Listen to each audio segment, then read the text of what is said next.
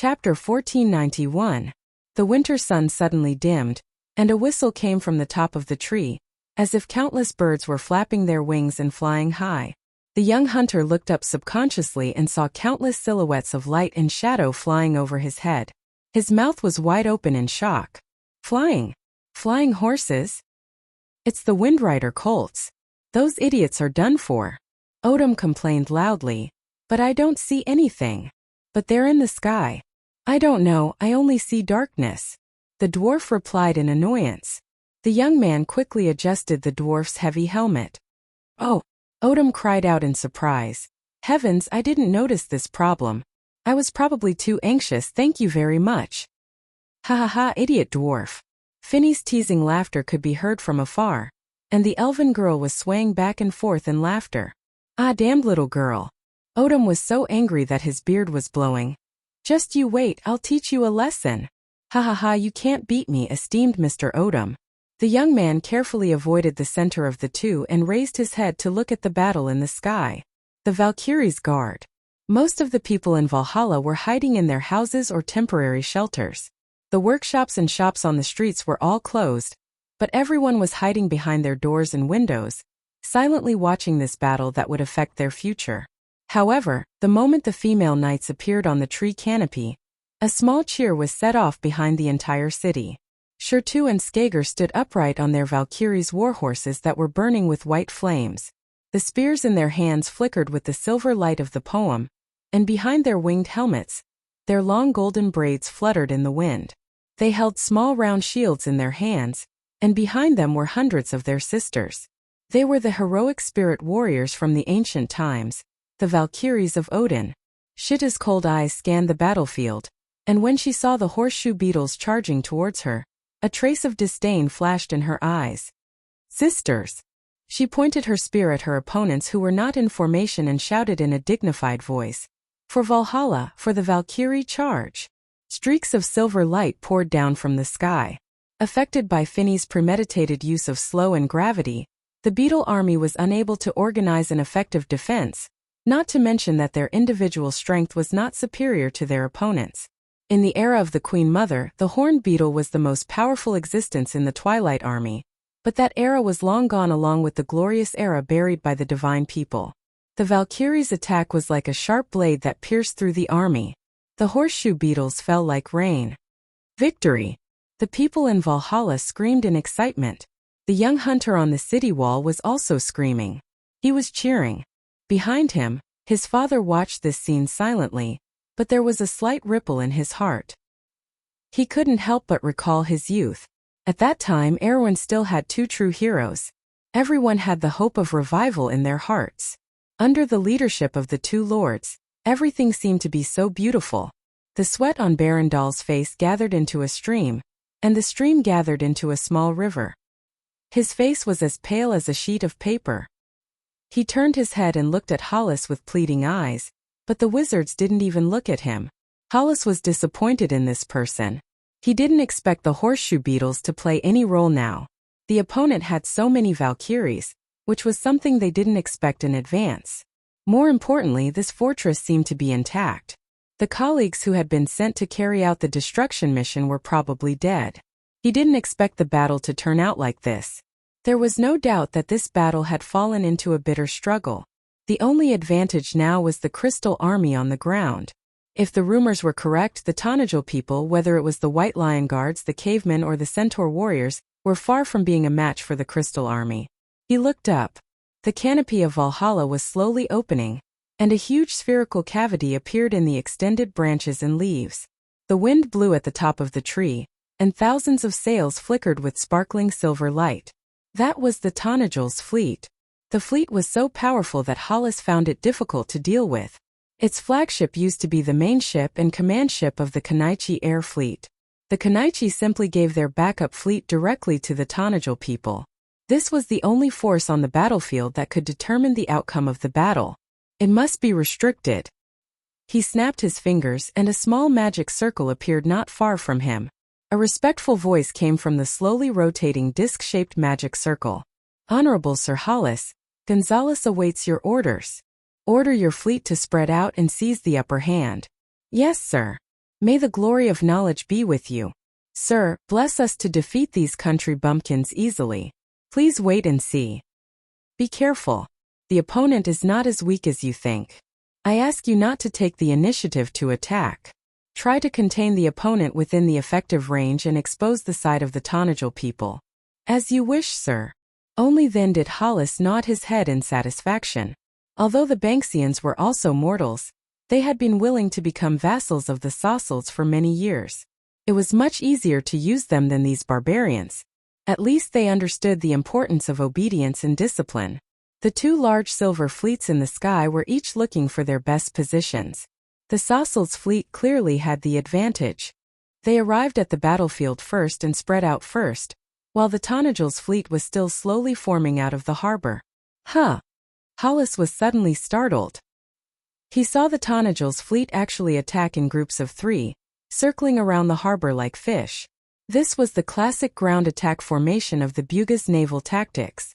They were clearly still within the attack range of his fleet, but they directly ignored the threat above them. Have the Tonajal people gone mad? This thought flashed through Hollis' mind. The next moment, the Tonajal's fleet opened fire. Magic and artillery shells swept across the battlefield like a hurricane, causing a devastating blow to the advancing army on the ground. Hundreds of crystal beasts were annihilated in this wave of fire. No! Barandal's face was almost distorted. He rushed up and grabbed Hollis' arm. What are your fleet doing? Stop them! Hollis shook off the guy and directly fixed him in midair with a spell. Shut up, I know what to do, you damn idiot.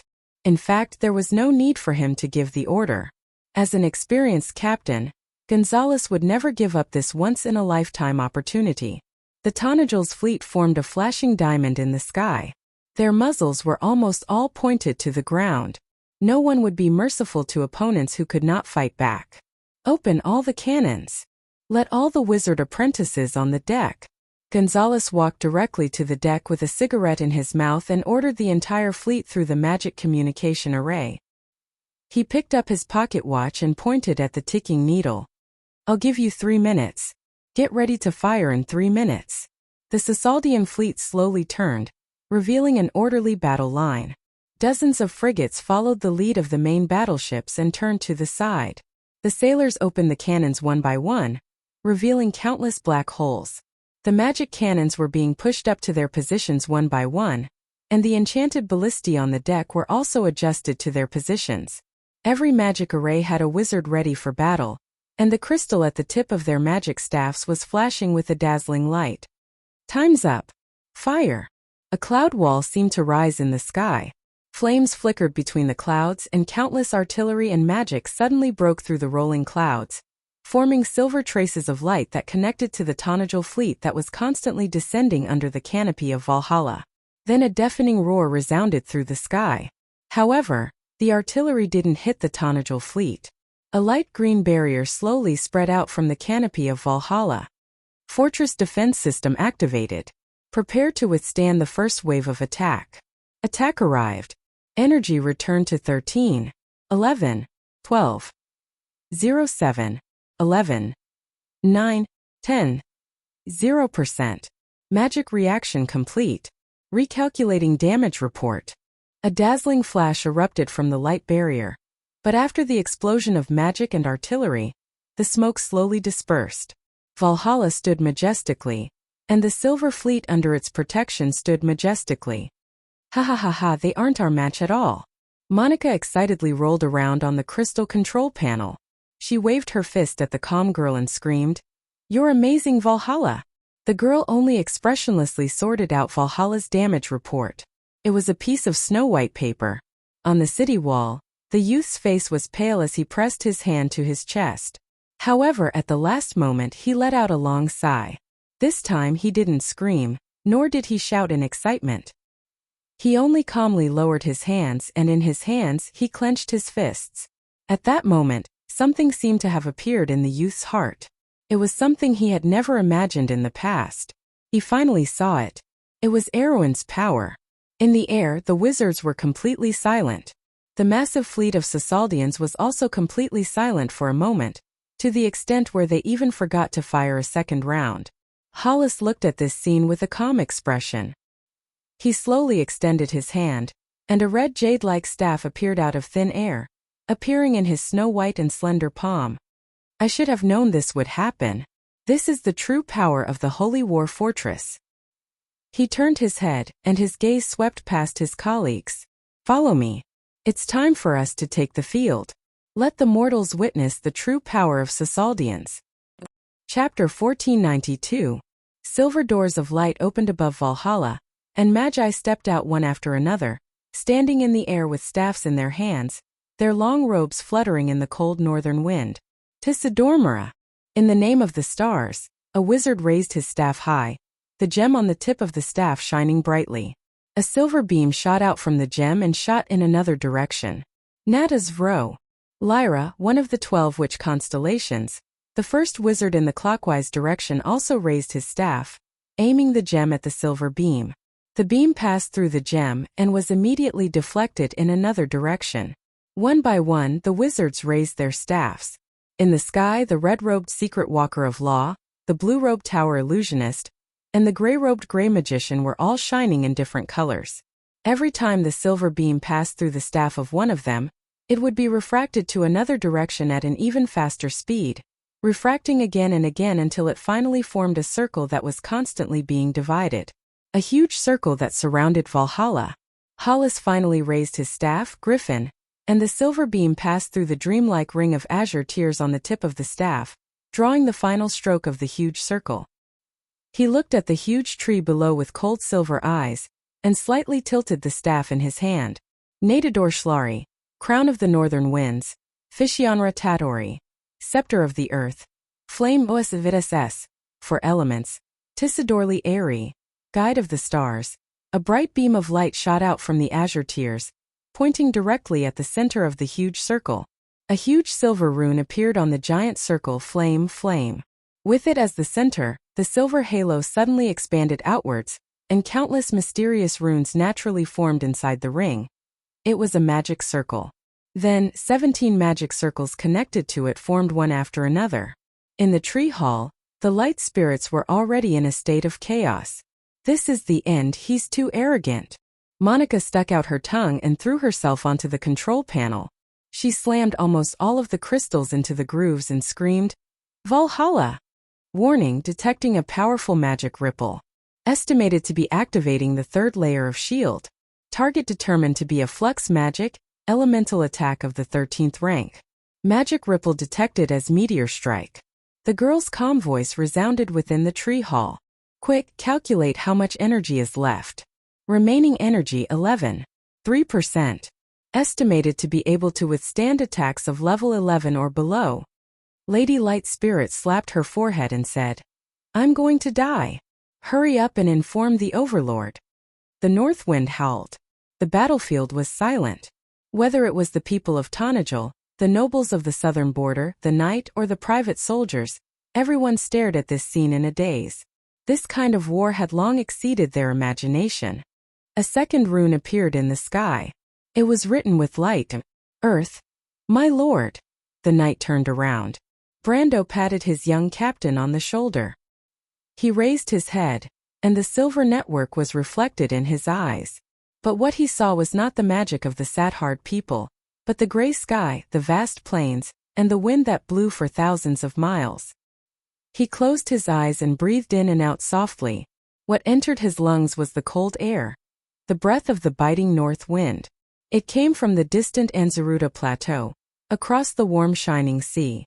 The surface of the sea was sparkling, and under the sea, in the direction of the ocean currents, the Naga tribe was migrating south. It came here bringing news of the north. Brando saw all of this with his own eyes. His gaze seemed to penetrate the plains and mountains, through the sky and the earth. Everything in the wound was in his eyes. He breathed in and out. The wind on the battlefield suddenly stopped. The wind stilled, and the falling snow also quieted down. People looked around in shock. In the woods on both sides of the wound, snowflakes fell quietly. The river water seemed to have lost its sound. Broken ice collided with each other on the surface of the water, and then was swallowed by the whirlpool. Every single needle drooped down silently. Crack! A crack appeared on the staff and Hollis raised his head in shock. He saw that the clouds in the gloomy sky were slowly flowing, and snowflakes were still falling. But at some point the wind of all things had stopped. At an altitude of thousands of meters, there was no wind flowing. This is... Brando opened his eyes, and a nearly straight skyline was reflected in his dark brown eyes. He slowly turned over and dismounted his horse. He removed the holy sword of judgment from the saddle and slowly sheathed it. He raised the scabbard with a strap over his head and hung it behind his back. The young White Lion Knight, the Tonajil people, the nobles of Erewhon's southern border, the knight and the private soldiers, and the people far and near on the battlefield were all watching his actions. Brando raised his head. The entire world had changed in his eyes. It no longer had mountains and rivers, flowing wind and water, fire and earth, and all elements and substances. The trees disappeared, the forests disappeared, the distant Greyhar Mountains disappeared, and the entire Tonajil disappeared. A world with countless silver lines intertwined and countless nodes connected together appeared in his eyes. This world no longer had any substantial power, but truth and law were everything in it. The domain of the sage. Brando took a step forward. The purple wave was silently approaching Valhalla. The walls of the fortress were already filled with tree elves and centaurs. Roland and little Montolo stood side by side, holding the swords that Brando had given them. They watched this scene nervously. Not far from them, Hanf took a deep breath. His hand was tightly clasped with the swordswoman. A third rune appeared in the sky. The wind of all things, the most unrestrained element in the world. Crack! Another sound of a staff breaking could be heard. Hollis turned around. This was like the source of a chain reaction. A series of cracking sounds could be heard, and he saw the staff breaking in the hands of his colleagues. The Sasaldians watched this scene in shock. They were almost unable to react. Time seemed to slow down at that moment. In the slowly flowing sequence of time there was a loud bang. The third huge rune in the sky above Valhalla broke and disappeared. All the wizards spat out a mouthful of blood. They felt the wind element disappear at the same time. It was being pushed out of this land by an indescribable force.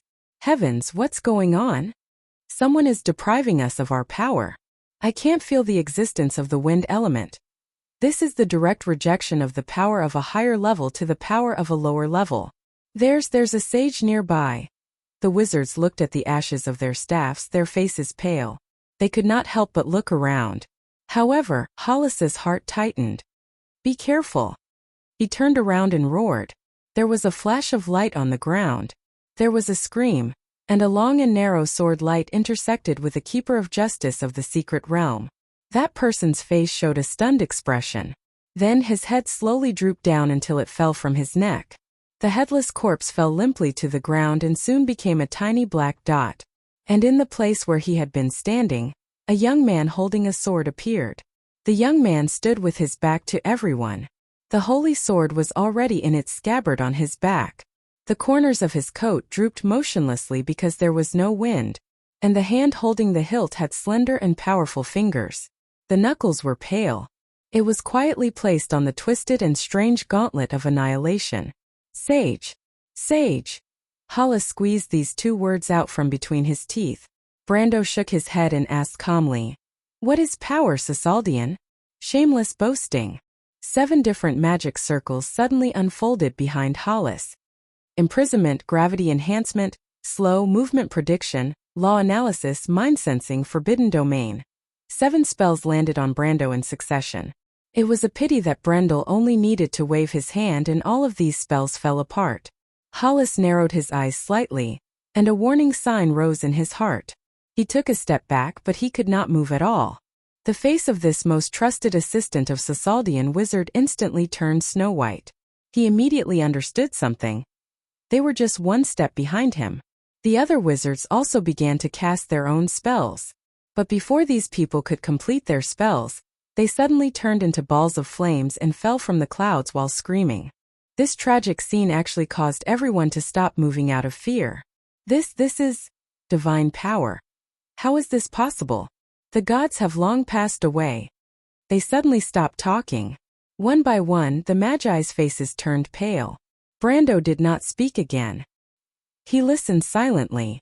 There was no wind in the sky, but he seemed to hear a sound.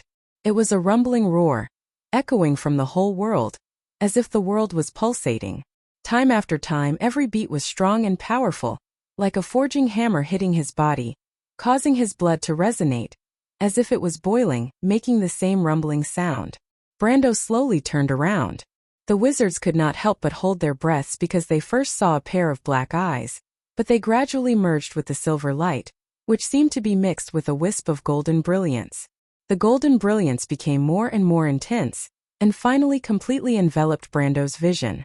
Hollis only felt his heart thumping, as if it would break free of the shackles of his chest and jump out of his chest at any time. Thump, thump, thump. The whole battlefield was shrouded in that huge roar. It was the powerful beating of the heart, but it did not belong to Hollis. It belonged to a great will. Bloodline reconstruction, fusion law, perfect body. Hollis felt that he must be going crazy. How could a mortal do this? How could a mortal break free from the shackles of the law of Tiamat after the era of the saints? How could a mere mortal cross the boundary between iron and silver and step into the realm of gold? That was the most powerful existence below the power of existence. He could not believe that he was able to witness the birth of a demigod with his own eyes. 10,000 years after the gods left the world, such power had returned to this land once again. What was going on? Hollis watched as the young man turned around. With a light wave of his hand, the enormous silver formation above Valhalla shattered with a series of creaking noises. It was as if it had never existed. So, do you understand now? Brando said calmly. People who can't even hold on to themselves will never be able to understand the original meaning of this world. And the truth behind the law naturally has no fate with you. The Sasalts chose the path of destruction. He looked at the wizards with a cold gaze. What you are so proud of is nothing more than the madness before your destruction. No, Hollis shouted with all the strength in his body. But the raging flames had already gushed out from his body and burned him to ashes in an instant. Brando turned his head. Before the 32 Sasalts wizards could turn around, they had already been burned to ashes in the flames. Brando silently turned over his palm. Under his skin, faint golden veins of light were flowing. Chapter 1493. The front of Valhalla Fortress rumbled, and the battle on the ground finally broke out. The old dwarf Odom leaned against the battlements with one hand holding onto his dwarven helmet, while the middle-aged hunter supported him from behind. He saw the purple crystals pouring down from the walls like a flood. Among those crystal monsters, a terrifying behemoth was ramming its head into a nearby tower, causing the entire city wall to tremble. Hurriedly, a loud voice cried out, "Stop!" The old dwarf hurriedly shouted, "Put me down! Those damn things are attacking us! Give me my hammer!" The middle-aged hunter quickly let go of the dwarf. Odom jumped down from the battlements and tidied up his crooked armor. "Thank you very much. You're really strong." The middle-aged hunter returned the hammer to the dwarf and humbly replied, "It's nothing. The boars in the mountains are much heavier than you." Odom didn't find anything wrong with his words and nodded in satisfaction. "But can you change the way you carry me next time? No dwarf wants to be treated like a sack." Suddenly there was a scream from afar. The three of them turned around and saw 6 3-meter-tall insect-like crystals climbing up the walls. The centaur warriors in silver armor were retreating, and the elven archers shot out a wave of arrows. However, the enchanted arrows only made tinkling sounds when they landed on the crystal heads, and were bounced to the side. "Watch me!"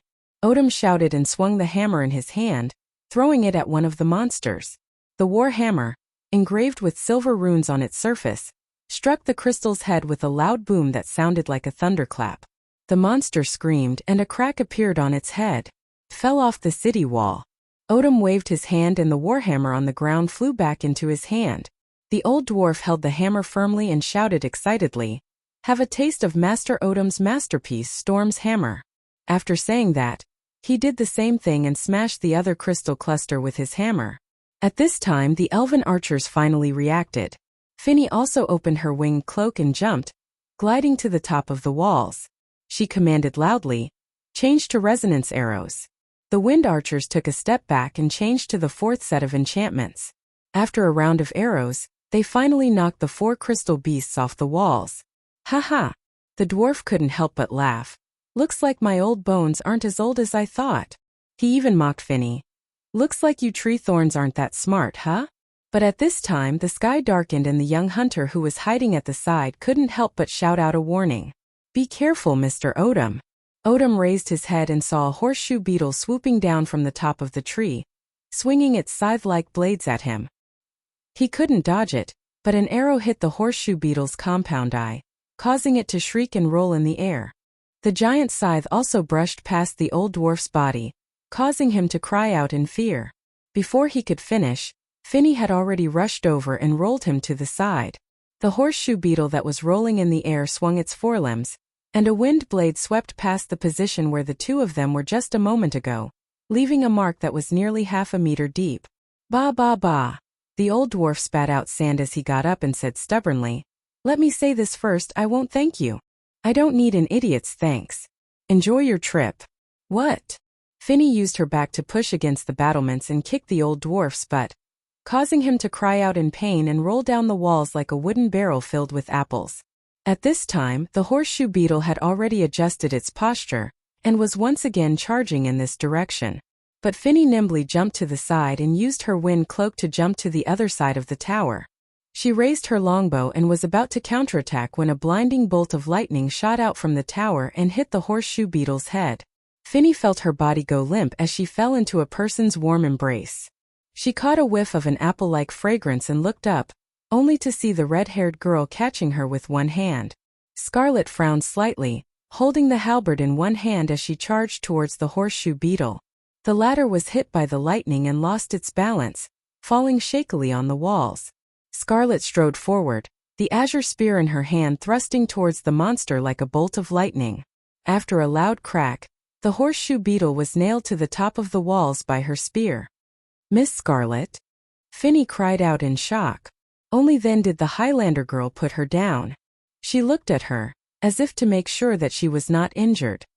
I'm not injured, Finny replied with a red face. But it's hard to say for poor Mr. Odom. Damn it. The old dwarf was lying between a pile of smashed wooden barrels. Beside him was a pile of stinking salted fish. He groaned in pain. Can't you send me down the stairs in a gentler way?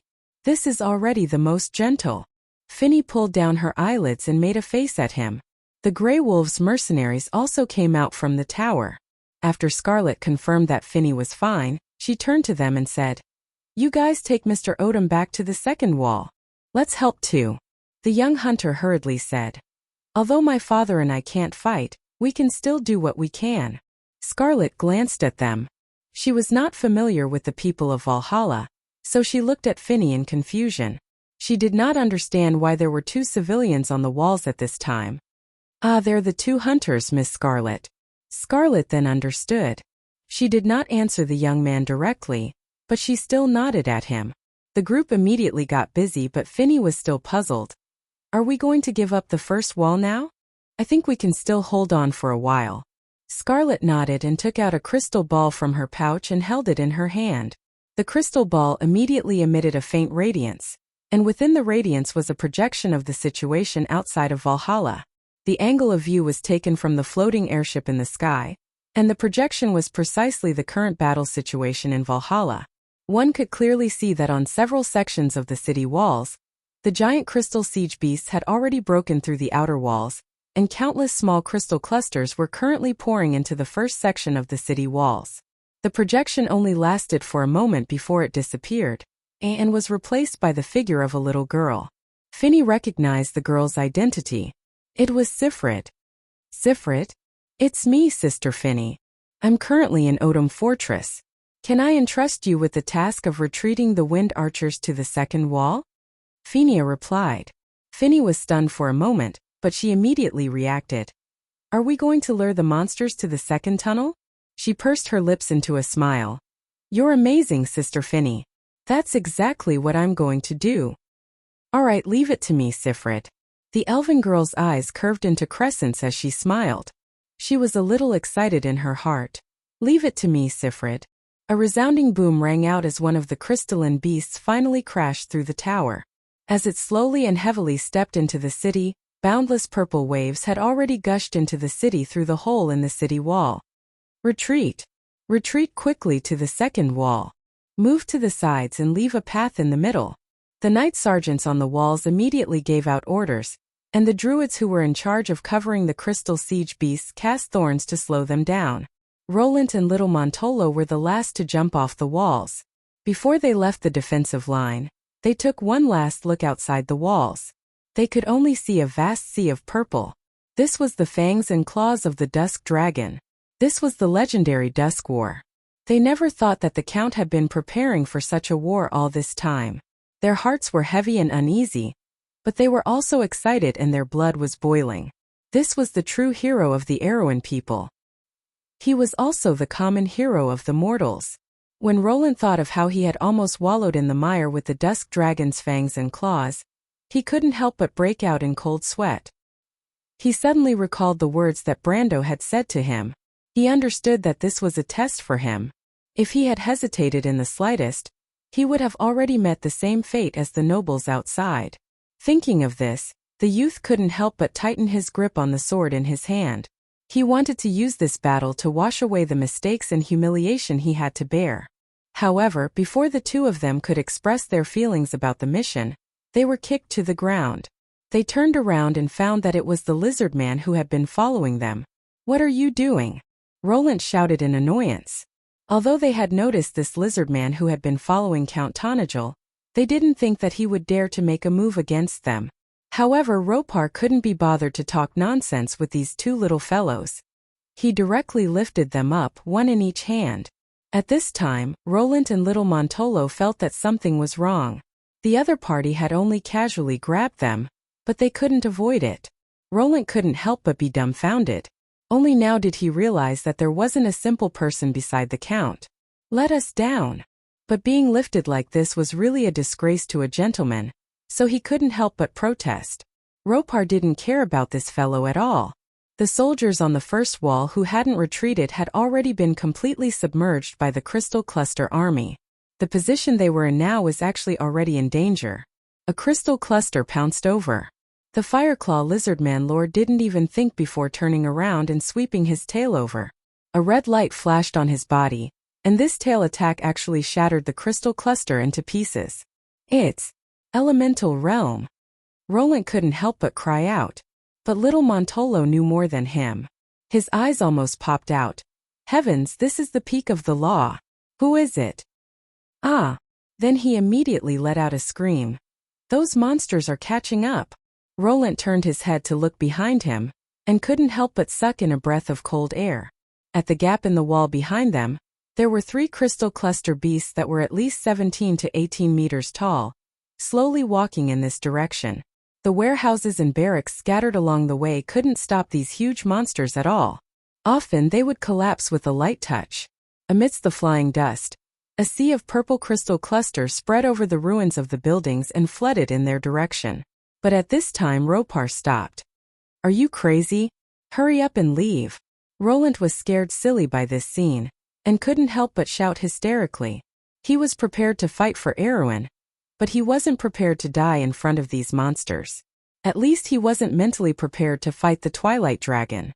But his voice was drowned out by a huge roar. Not far away, the huge gate of Emu's fortress was slowly opening. Oh! Chapter 1494. Count Gonzalez frowned as he looked at the Nigel's floating fleet. The huge fleet had been acting strangely since the beginning. Although they still maintained the diamond formation, they had almost stopped delivering firepower to the ground. The other side was constantly rising in height, which was not a good sign for them. But Valhalla's magic shield still existed, and the Sisaldans could do nothing about it. Count Gonzalez paced anxiously on the deck of his ship until a messenger ran to him with a crystal ball in his hand and said, "Sir, Count Yenbao's contact." Gonzalez waved his hand angrily. "Tell him to go away. I don't have time to listen to him cry like a woman." He asked again, "Have you contacted Sir Hollis?" "No, sir." The messenger shook his head. "The magic circle above the Tonagel fortress has been maintained for several minutes, and no message has come." "What about the gargoyles sent out?" "They haven't come back, sir." Gonzalez turned his head, frowning as he paced back and forth beside his desk. Finally he stopped and said, "Let Baron Dale talk to me. I want to see what this guy is up to." The messenger immediately activated the crystal ball, and Baron Dale's anxious voice immediately came from the crystal ball. "Sir Gonzalez, great, I've finally contacted you. This is a great opportunity. I need the support of your fleet." "What did you say?" "My crystal army has already broken through the outer defense of the fortress. We are in the north of the fortress. You should be able to see the gap in that direction. My invincible army and I are preparing to launch an attack, but I need your help." "What kind of help do you need?" Gonzalez replied as he went to the porthole and looked down. The battle in Valhalla was obviously not as smooth as Dale had boasted. He saw that the torrent of crystal clusters had at most broken through the outer defense of the fortress. The firepower of the Tanajal fleet was very fierce, which caused great trouble for the battle on the ground. Presumably, this was why Dale begged him for help. "Sir, what is that?" His messenger suddenly pointed in a direction and exclaimed. Gonzalez immediately looked in that direction. He narrowed his eyes and his expression changed. Barandal was still talking about his situation in the crystal ball, but the experienced captain interrupted him without hesitation. "I suggest you retreat quickly, Barandal." "What did you say?" "Your army that entered the city is finished. If you don't want to die, retreat quickly," Gonzalez repeated. "Are you crazy, Lord Gonzalez? No one in Trentheim can pose a threat to us except for their Earl." Barandal's voice shrieked. "Just think of me as crazy, Barandal. This is my last advice to you." He gestured for the messenger to close the communication crystal ball. The bridge fell silent. Gonzalez was silent for a moment. He rested his chin on his hand and thought. Then he flipped his pipe and tapped it on the corner of the desk. "The Tanajal fleet is acting strangely, my lord." At this time, the voice of the first mate was suddenly transmitted to the captain's room through the microphone. Gonzalez was startled and subconsciously rushed to the porthole, but his messenger had already shouted, "The tree's defensive barrier has disappeared." Sure enough, he saw through the glass of the porthole that the hemispherical defensive barrier covering the fortress faintly disappeared after a few flashes. At this time, the Tanajal fleet was regrouping. They slowly formed a beautiful battle line and turned their sides to face the Sasaldian fleet. "We are faster than them." Faced with this scene, Gonzalez's mind flashed like a bolt of lightning. He calculated the time difference almost instantly. He shouted into the microphone, "Prepare to fire immediately. The entire fleet will accelerate and change course. Seize the upper hand." However, due to a strange combination of factors, Count Gonzalez raised his head at this time. He suddenly realized that the huge magic circle above Valhalla had disappeared. An uneasy thought flashed through Bansia's mind. The giant gates of Oarem's fortress were slowly opening. The Crystal Cluster army had already charged in front of Rolinti's group.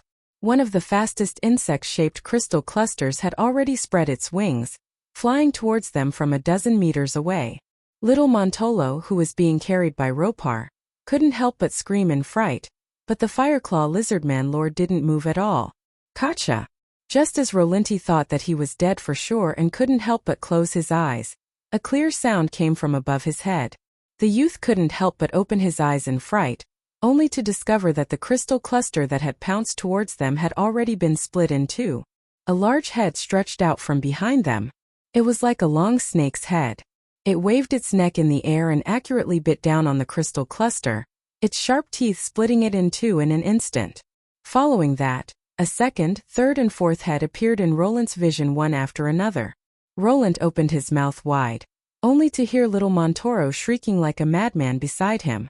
Multi-headed basilisk. To be precise, it was a 9-headed basilisk.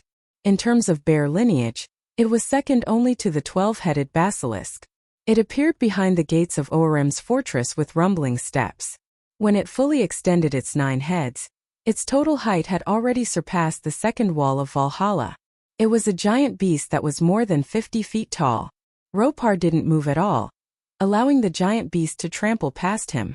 It was like a meat grinder as it slaughtered its way into the Crystal Cluster army. Its 9 heads moved together, and the Crystal Cluster army was instantly thrown into disarray. The Serpentine Lizard's powerful defensive ability was fully displayed at this moment.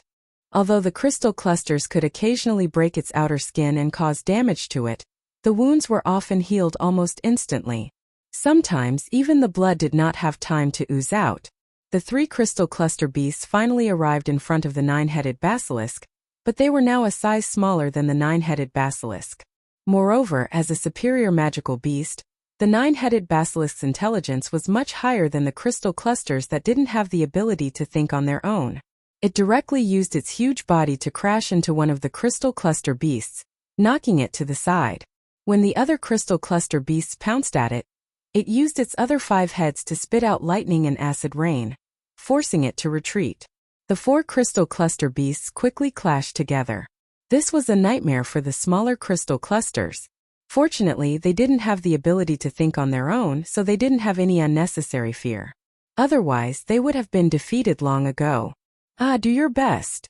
Little Montolo was clearly scared to death before, but now he was so excited that he screamed, "Kill that damned crystal cluster beasts." However, Rolinti had already reacted. If the Count's subordinates were here, then there wouldn't be only one 9-headed basilisk in this fortress. He turned around and sure enough, he heard a young girl's cold voice. "Everyone attack!" A rumbling sound echoed in Luo Lin's ears. What the hell is that? Baron Dahl, who had just joined up with his Yenbao army, witnessed this scene with his own eyes. He only saw the crystal cluster army pouring into Valhalla from the gap in the city wall, but within a quarter of an hour, the purple torrent retreated from the original path. It wasn't because of failure that they retreated. For the crystal clusters, there was no such word as retreating in their dictionary, but they were almost directly driven out of Valhalla. In front of them were dozens of giant lizards that stood out from the crowd. Baron Dahl almost blacked out when he saw the multiple heads on their necks. Multi-headed basilisk. Why did the Tanajul people have this kind of thing? Although the crystal clusters were still far more than the 9-headed serpent lizard in terms of quantity, the superior individuals in the crystal clusters were not inferior to these high-level magical beasts. In fact, the strength of the Lord-level crystal clusters far exceeded that of the 9-headed serpent lizard. However, Baron Dahl couldn't command the Lord-level crystal clusters. What's more, the artillery fire of the Tanajul fleet was constantly covering the front of the position, especially for those large targets. Few could break through the barrage and rush to the front of the Tanajul people. Baron Dahl was really fed up with the lack of air superiority. Although he clearly had the support of the Sasaldian fleet, this support was no different from not having it. Not to mention that the other party had previously rejected his request to directly bombard Valhalla fortress. These damned Banksians! Baron Dahl couldn't help but gnash his teeth and shout.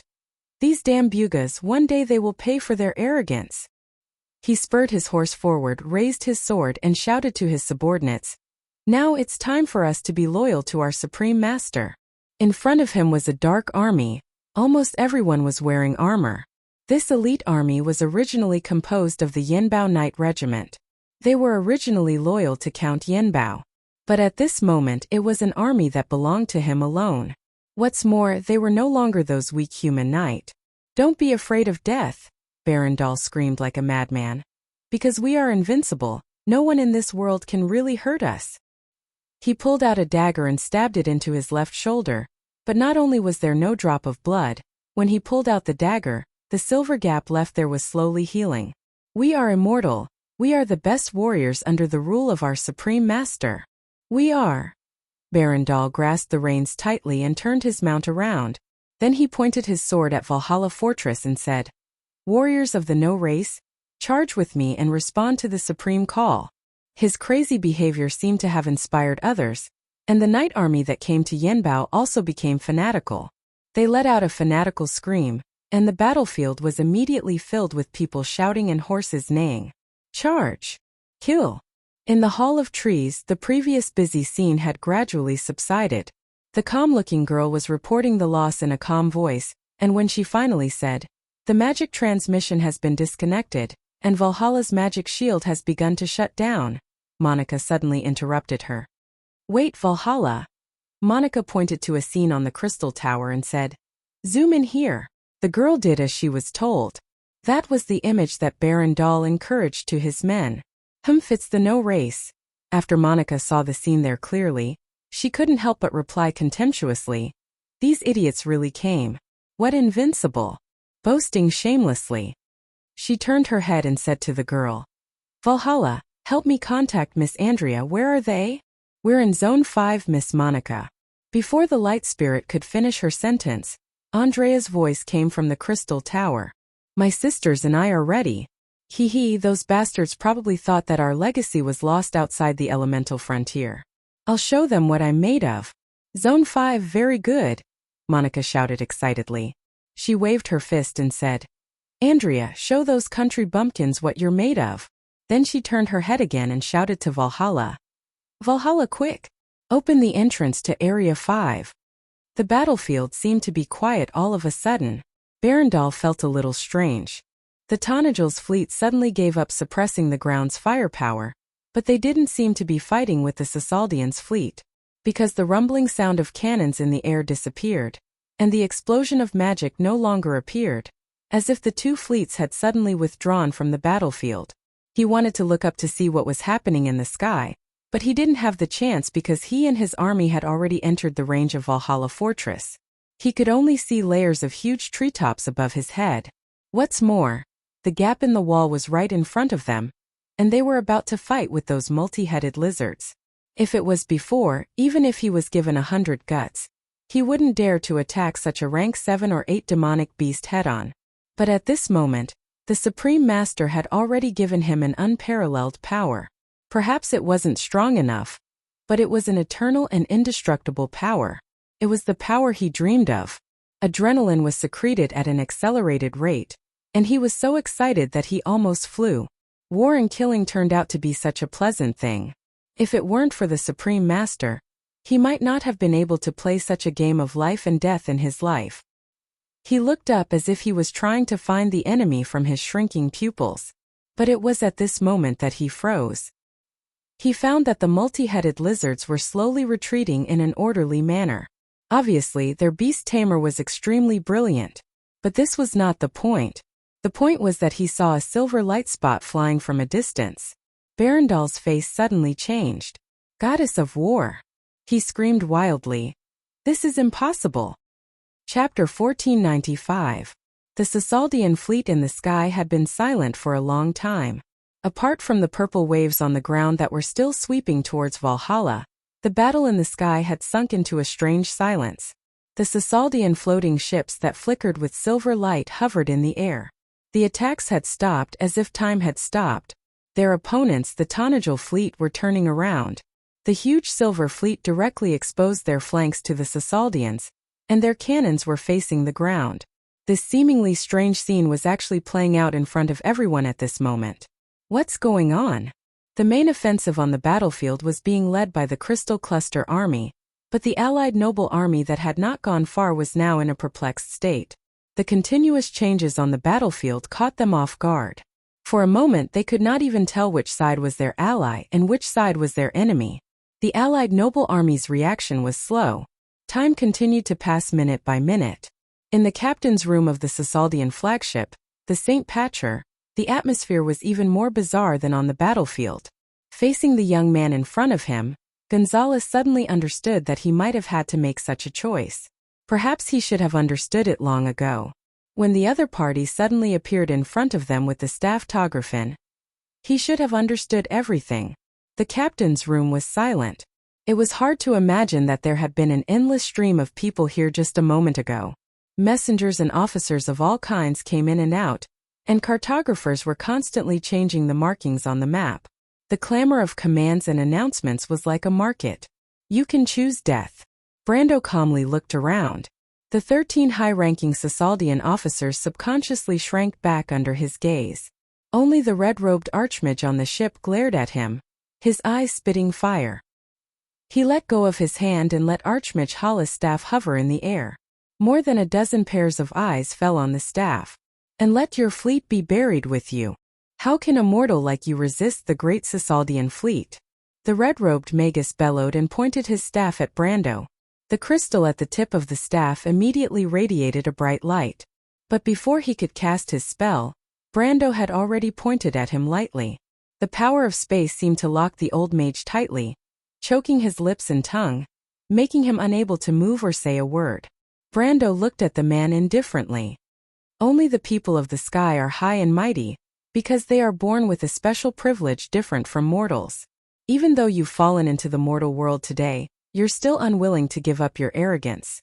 You can start wars, you can control the fate of mortal kingdoms, but do you think that the Sasaldians are not responsible for all that they have done?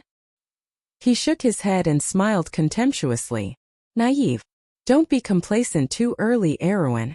You destroyed the fleet of the people of the sky, and this matter will never end. The old magus suddenly coughed up a mouthful of blood, as if he had broken free from the restraints of space. He shouted at Brando at the top of his lungs. Brando did not look at him. His gaze fell on the others.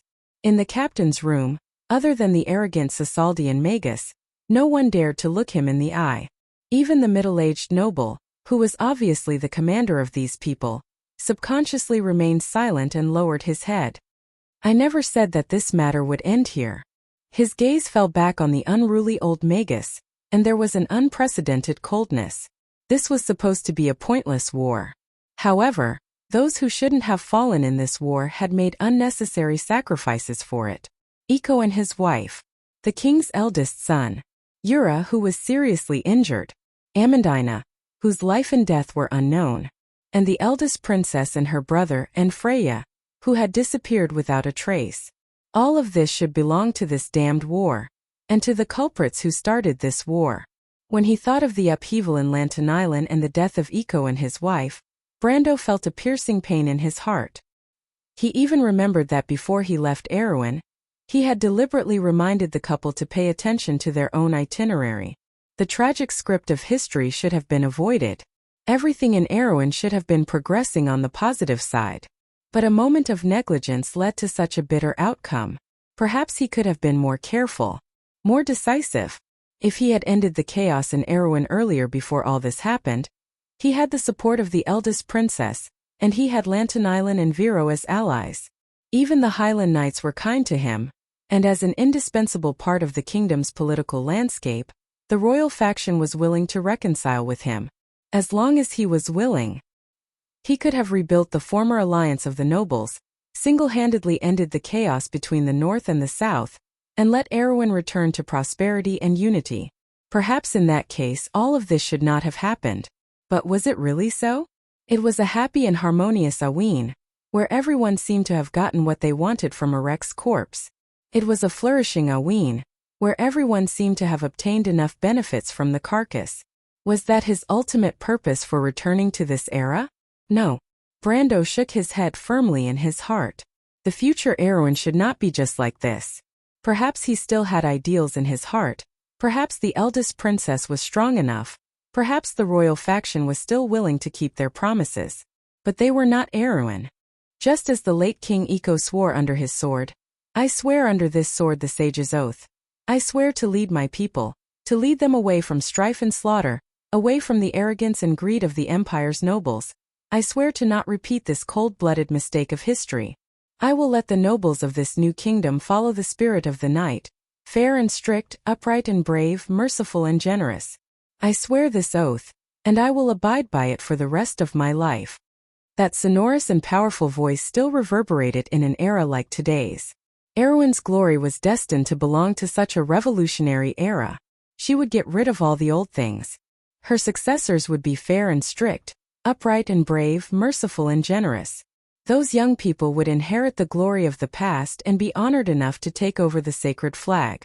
They would not be the royal faction, because the old nobles would never be able to bear such glory. He knew that Her Highness would eventually understand all of this. It was just like the truth that she finally understood in the end of history, because she and them were destined to be different people.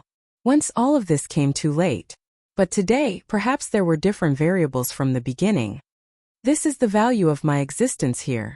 Brando raised his head and looked at the old wizard with a twisted face. As if the natural opposition of the new and the old order, the two looked at each other indifferently.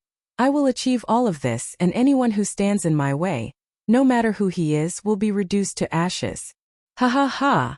The old wizard breathed heavily and looked at the young man Erwin, who was talking to himself like a madman. Just like how mortals can never understand the vastness of the sky, it seems that a moment of luck has made you start to get delusional. You don't understand the power of the Buga people at all. You don't understand my power either, Brando replied coldly. He turned back again and looked at the others in the captain's room with some indifference. The Sasaldians are high and mighty, but you should understand that you are not the ones high and mighty. And as slaves, do you also want to share the last glory of your master? Even die for them, but God knows how important your sacrifice will be in their minds. No one spoke. Not far from the drawing table was a display of clocks.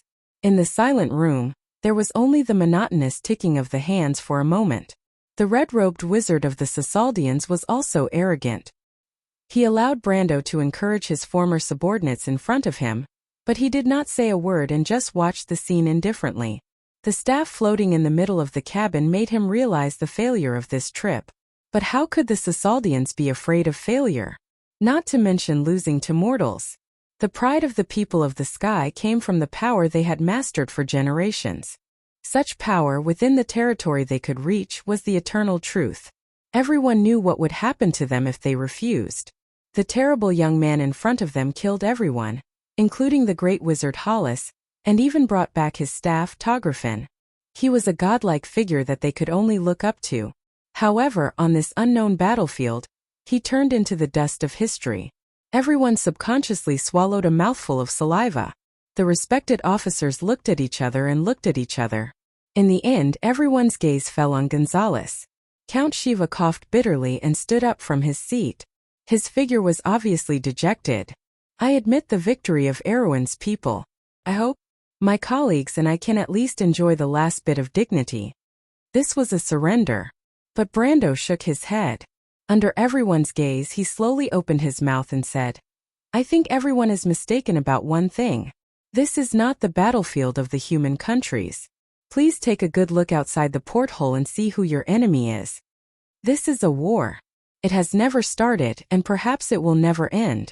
Gentlemen, you and I have heard all the legends about it. Every time this happens, as the people of Martha, shouldn't we stand together and fight side by side? Please ask yourselves, who is your enemy? What should you protect? Do you want to continue helping the evildoers and destroy all hope with your own hands? Let this world turn into ashes? Is this what you want? This is the holy war. It is the final battle between order and civilization. Gentlemen, you should understand that the people of Sasald are not Erewhon's people, but you. Brando grabbed the staff Tographin and threw it forward. The silver staff fell on the deck and rolled to Gonzales's feet. Sir Commander, give the order to mobilize your fleet. I, Count Tonagel, represent Erewhon's people and ask the Banksians for help. If you still remember the sacred oath, please turn your warriors around and let us fight for victory together. Sir. Gonzales was stunned for a moment. The fleet commander with graying sideburns subconsciously turned around and glanced at his colleagues one by one. At this moment, perhaps they did not dare to forget the oath. Perhaps they could not forget the oath. But the time when the various countries of the world fought side by side and abandoned all prejudices for a common goal seemed very, very long ago. It was so far away that it seemed like a legend. Remember the oath of the past? No matter how dark and depraved it was, but those who rose up to resist had won in the end. Count Tonagel never thought that his voice would be so hoarse and dry. We understand. Thank you, sir. Brando waved his hand. He took one last look at the red-robed wizard who was fixed in midair, as if he was looking at a dead fish. Then he turned and walked out of the captain's room. Everything was far away. The darkness was still filled with the sounds of footsteps and splashing water. It was filled with the smell of blood flowing like a river. There were distant and hoarse howls. There was the loud sound of a huge object being overturned. Trees were burning, and when the bark peeled off, there was the crisp sound of death. The distant and ancient legend still continued to this day. In the darkness he seemed to see a picture scroll. The raging flames reflected the whole sky. In the dark night there were golden red clouds, and a rain of fire was falling from the sky. A huge incomplete moon stared at the cracked land behind the clouds. Lava spread out from under the surface. On the vast battlefield, the giants shining with the light of stars were engaged in a final battle with their enemies. The giant's father was bitten on the ankle by the giant wolf Fenrir, and a black shadow suddenly shrouded the pale moon. The giant's children fled in all directions, and a tall figure holding a giant spear came in front of the dying giant. Countless voices screamed, as if it was a picture of the end of the world. The burning spear pierced into the giant's father's chest. "We should have one." The heavy footsteps suddenly stopped. Before the weak consciousness finally dissipated, Andrea silently looked at the middle-aged human male's corpse in front of her. Baron Dahl's empty eyes looked at the sky, as if there was still the last despair and unwillingness in his eyes. He, or this creature that should no longer be called a human, had an inhuman silver-gray face. Disgusting crystal tumors grew on the loose skin of his face. This terrible monster still maintained the state of the last moment before its death. The horror of that moment still remained on its face. It opened its mouth wide, but it couldn't make the last sound from its throat, because a light spear had pierced its chest from the front to the back, fixing its decaying corpse on the ground at a certain angle to its body. The young girl lowered her head and watched this scene. Her beautiful face under the silver mask seemed a little indifferent. Rather than saying that she was looking at the things in front of her, it would be better to say that her gaze was lingering in a distant memory. In a loud bang, the burning tree trunk in the distance was falling. The final attack of the Crystal Cluster army arrived in front of the third line of defense in Valhalla. Countless roaring flames and fireworks were rising from the purple sea. Then, a tsunami of cheers broke out behind her. In the sky, both the Tanajal and Sasaldian fleets were slowly turning around and neatly forming a battle line. The two fleets were converging. That was the last place the Crystal Cluster army could reach. Even without looking back, Andrea knew that the Twilight army was beginning to retreat.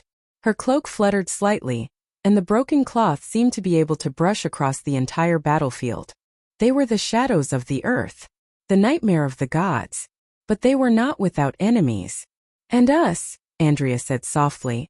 She raised her head and looked into the distance. "And them we can defeat your master. What the Twilight Dragon gave you is just a dream. Victory is not far away."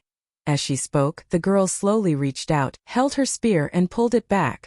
The Baron's corpse, which had lost all signs of life, emitted a crisp sound from his chest. His entire body slowly fell forward to the ground. His corpse slowly melted, flowing on the ground like mercury. Then it dried up and turned into silver powder. It was swept up by a whirlwind and scattered in the wind. The No race. The Twilight race was born from magic. As long as the energy was not extinguished, they would continue to multiply. In the war of the past, they had once destroyed the kingdom of the giants. However, in this never-ending war they also had such an old enemy. Oh! Chapter 1496. Let's rewind time a few minutes ago. On the huge battlefield surrounding the World Tree Fortress, on both sides of the Paris Valley, there was a drastic change happening on the plains. Just as the war goddesses flashing with silver light crossed the sky and cut straight into the Yenbao army led by Baron Dahl. Looking from the entire battlefield, the battle seemed to have reached its most intense moment. The purple crystal tide was surging to every section of the wall within sight of the huge fortress. In the sea of purple light shining with ominous purple light, the flags that symbolized the humans and elves of Erewhon were constantly submerged and fell. But occasionally they would appear again. They symbolized the unyielding resistance of the Tanajal and the druids and elves in the Black Forest. The earth-shattering battle cries converged into an invisible wall, blocking the advance of the Twilight army. Just as Monica had predicted, the scales of victory on the battlefield were tilting, but not to the side of civilization. The situation was uncontrollably sliding into the worst situation. Facing the endless crystal army, the defense line of this legendary fortress was gradually becoming precarious. The carrier of the soul of the newborn Valhalla, the expressionless girl, was observing the situation of the entire battlefield through her branches and displayed the details on the huge crystal facade in the tree hall. At the same time, she analyzed the gains and losses on the battlefield emotionlessly in her heart, and then told Monica, "How much time is left before the last defense line?" I know," Monica shouted impatiently while scratching her hair in annoyance. Although they were just bright beams of light, they did not have a physical body. She muttered and jumped down from the crystal tower, flying through the skylight of the dome of the hall. Passing through the shadow of Valhalla, there was the blue sky. The light spirit raised her head toward the sky and muttered to herself, Don't let us down." Such a scene was reflected in her magnificent eyes. The towering canopy of the World Tree had endless green shadows that shrouded almost the entire sky. The green leaves swayed in the wind, and at some point, the huge magic circle that was forming above Valhalla had long disappeared without a trace. Where did the Cisaldian wizards go? The noble armies on both sides of the river valley no longer had the time to consider this problem. This was because the battle was gradually getting out of their control, and those who were originally participating in the battle had now become bystanders.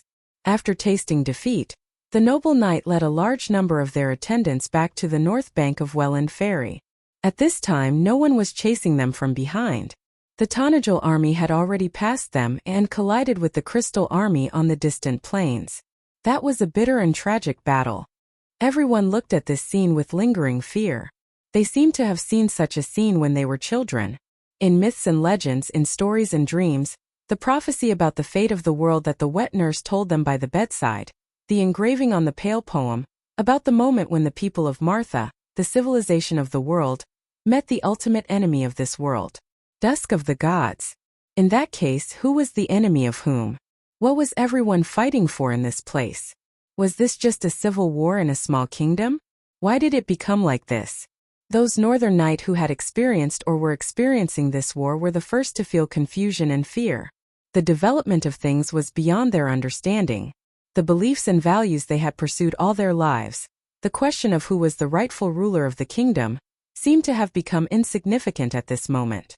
However, before the northern nobles could recover from the great shock, the defeated army on the plains had already rushed over. When the Dusk army appeared, the first to become their target was actually not the Tanajul army, nor was it even the most obvious target on the battlefield, the World Tree Fortress. Instead, it was the army of the northern nobles who were closest to the portal from the beginning. For the crystal and the insects, these humans were not allies in their eyes. They did not have this concept in their consciousness. Their choice was to follow their instincts and attack these creatures of order closest to them. Or rather, it was a massacre. The sudden attack from behind and the great sense of disillusionment of being betrayed by the royal faction and Count Yenbao instantly caused the Northern Noble Alliance to collapse. This collapse caused an even wider chain reaction. On both sides of the Ord River, many noble knights who had just reorganized their army and gathered the courage to return began to turn around and flee. Looking from the entire battlefield from afar, it was as if a terrible defeat had occurred. This was indeed a complete defeat. However, not all of Erewhon's people fled. On the battlefield, another group of Erewhon's people were defending their glory. These guys really fled.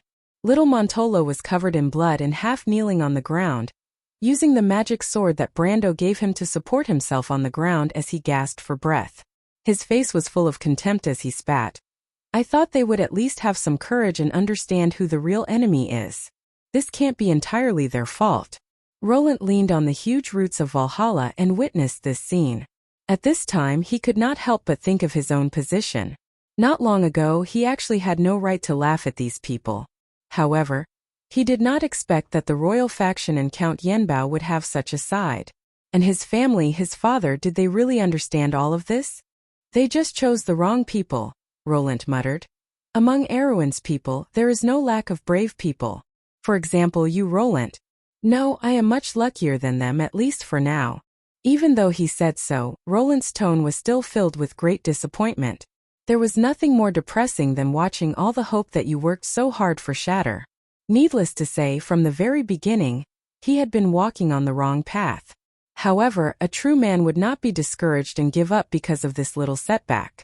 As one of the most outstanding figures of the younger generation in the southern border, Roland only recovered after a short moment of self-blame.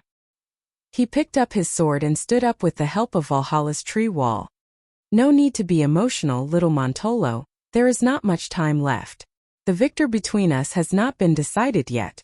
I just killed a small crystal worm, now we are even. What? Little Montolo was shocked.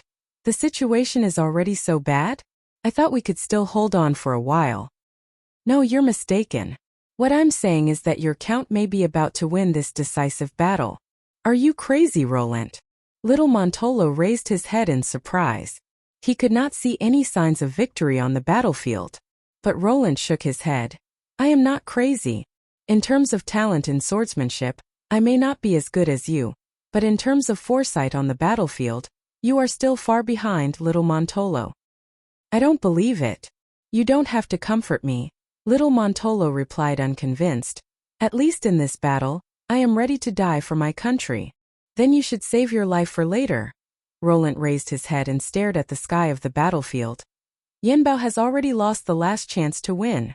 Under his gaze, the silver brilliance that symbolized the goddess of war cut into the army led by Baron Dahl. That is Lady Andrea, little Montolo exclaimed. But then he saw an even more incredible scene. The specks of Sasaldian magi in the sky above the battlefield fell one after another, falling into a sea of amethysts and never rising again. What was going on? Little Montolo's eyes widened, and his mind was full of question marks. A calm voice answered his question. The silver folk are not the real people of God. The Sasaldian apprentice wizards are the same as mortals. Before they really touch the realm of truth and law, they can't use spells to stay in the air for long periods of time on the battlefield. Roland and little Montolo turned around and saw that the pair of elven sisters had appeared behind them at some point. A tiny fairy was sitting on the younger sister's shoulder, but it wasn't the light spirit that had received them in the fortress. It was a fire fairy. The magic energy that pervaded the entire battlefield disappeared, and the Sasaldian fleet withdrew their support. So these poor guys finally have a taste of their own medicine. The fire fairy, or rather, the prince of the fire elemental fairies, Lute, answered coldly. A fleet? Roland replied thoughtfully. Little Montolo was about to ask who this strange little guy was, but it was at this moment that a wave of cheers interrupted his thoughts. He turned his head subconsciously. At this moment, the two fleets that were still in the sky finally moved. As if they had a premonition, the sea of crystals on the battlefield began to stir. Under little Montolo's surprised gaze, they began to retreat wave by wave. At that moment, the young man seemed to realize something in his heart. That thought was like a beam of light piercing through the darkness, shining straight into the depths of his heart. The Sasaldians had failed. They had won the battle in the sky. The Count had once again demonstrated his ability to create miracles. The army of Dusk had lost absolute air supremacy on the battlefield at this moment. As if confirming his thoughts, the horseshoe insect army that had been circling above Valhalla Fortress suddenly flew up with a hum, welcoming the two fleets in the air. Everyone on the fortress felt the pressure suddenly lighten. The elven archers that had been fighting desperately against the enemies in the sky even fell into a daze for a moment, not knowing what to do. Fire, keep firing. Until the front-line commander shouted at the top of his lungs once again. The army of crystal clusters was slowly retreating, and the originally flickering sea of amethyst was broken. The land where the smoke had dissipated showed an ominous reddish-black color. The pitch black was the embers left behind by the explosions, and the dark red was the dried blood clots.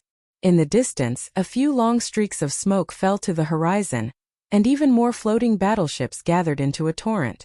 They were like a school of sparkling fish, slowly moving towards the north. When they entered the formation one by one, the sides of the ship were exposed. The entire sky suddenly flashed with a dazzling brilliance.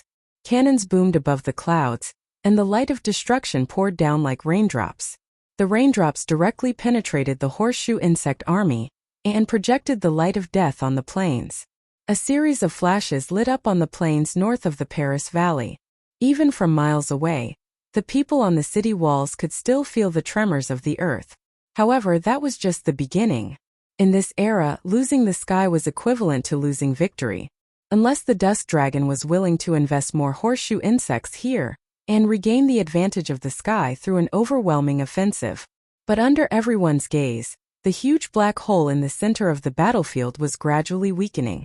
Obviously, even the Dragon of Destruction described in the Pale poem was not omnipotent in the world of order created by Martha. It was not invincible. At least here, Erwin's people had obtained a true victory. All of a sudden, an even louder cheer broke out in the huge fortress. Like a tsunami, the cheers washed over everyone's soul. Prepared to counterattack. Monica, who was sitting on the skylight, was so surprised that she almost jumped up. She flew back to the hall and shouted at the expressionless girl Valhalla. "It's time for us to vent our anger. Those damn northerners." Chapter 1497.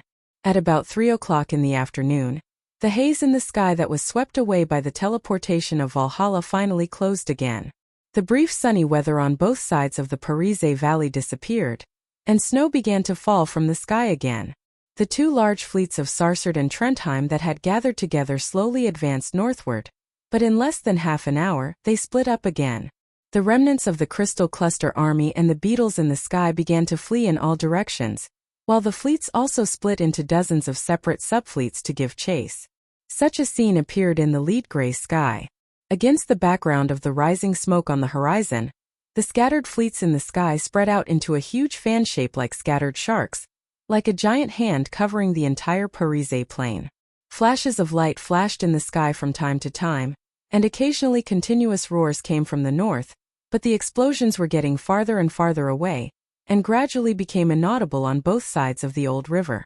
The defeated northern nobles on the ground were not attacked from the sky, but after the battle on the ground was over, under Brando's orders, Tanagel's forces on the ground had begun to gather and take captives.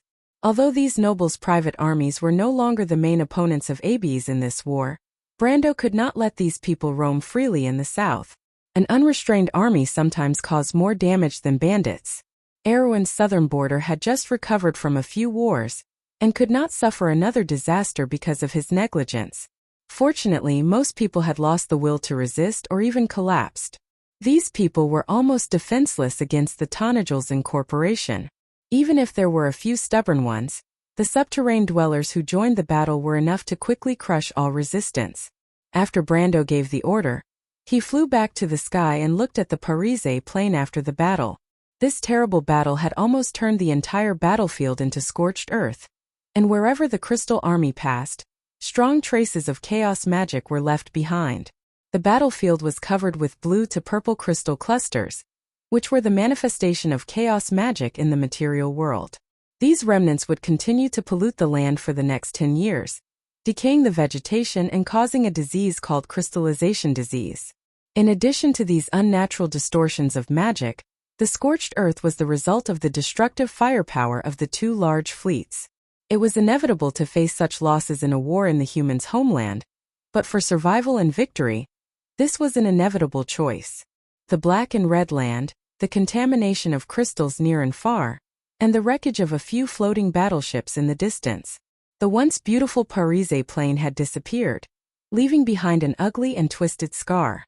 Perhaps this scar in the north of Tanagel would not heal for the next 10 years, until the contamination of the crystals disappeared, and the land was covered by green vegetation.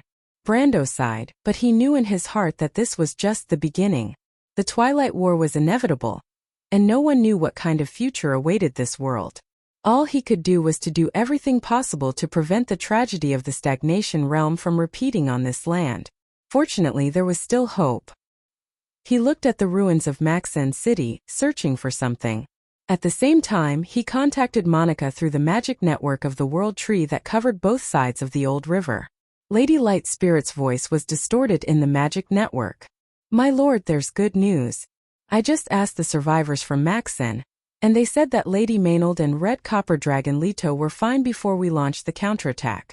However, they joined us in launching a counterattack against the noble army of Duke Grinoires. There's no follow-up news for now." Lady Light Spirit's voice was a little distorted in the magic network, and she said in a sharp voice, "My lord, there's good news." Brendel was slightly relieved. Although he had a hunch that this would happen, he noticed that the defenses of Maxen Hill had not been completely destroyed when he first arrived. This meant that there were still people in the city organizing the defense. It was either by Jia or the Red Copper Dragon Leto. "There's another piece of news, Sir Overlord." Monica spoke up again.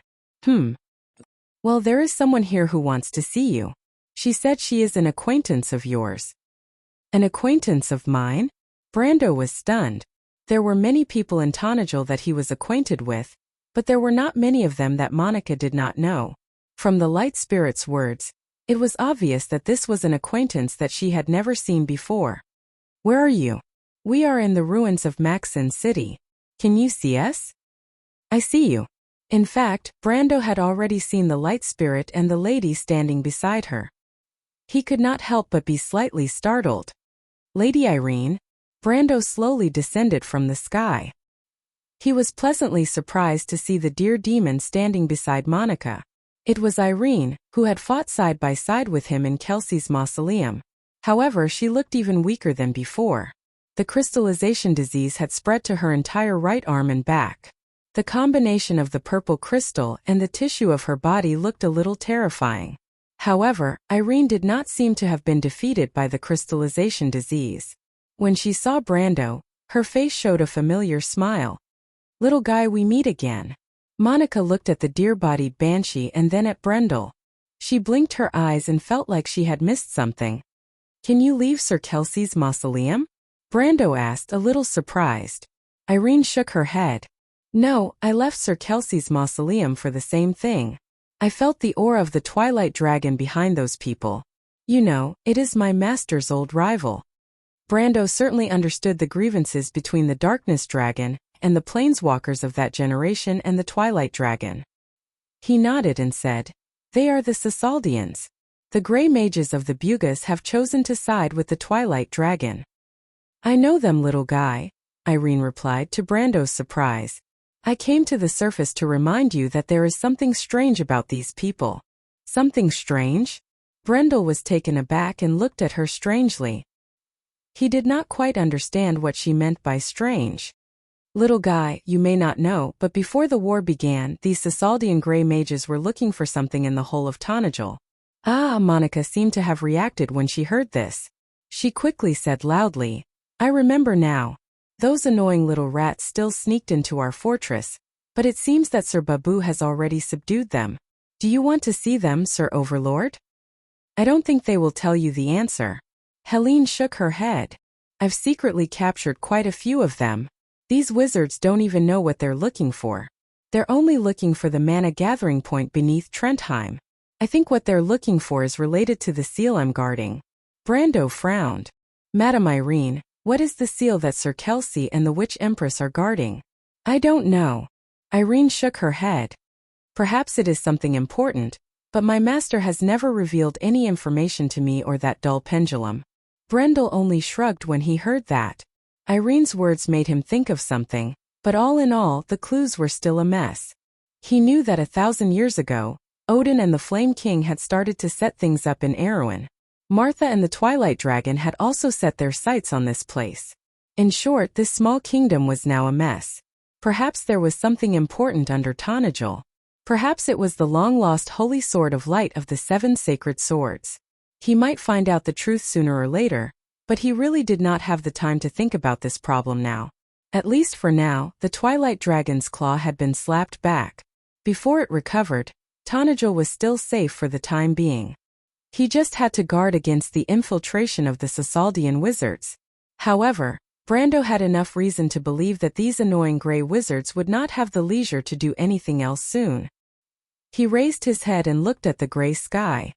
"I owe you another favor, Madame Irene." Of course, Brando could see that this place had experienced a great battle. The stone statues of the noble army and the crisscrossing vines on top of the ruins explained everything. This was a strategic route to Fort Mintel.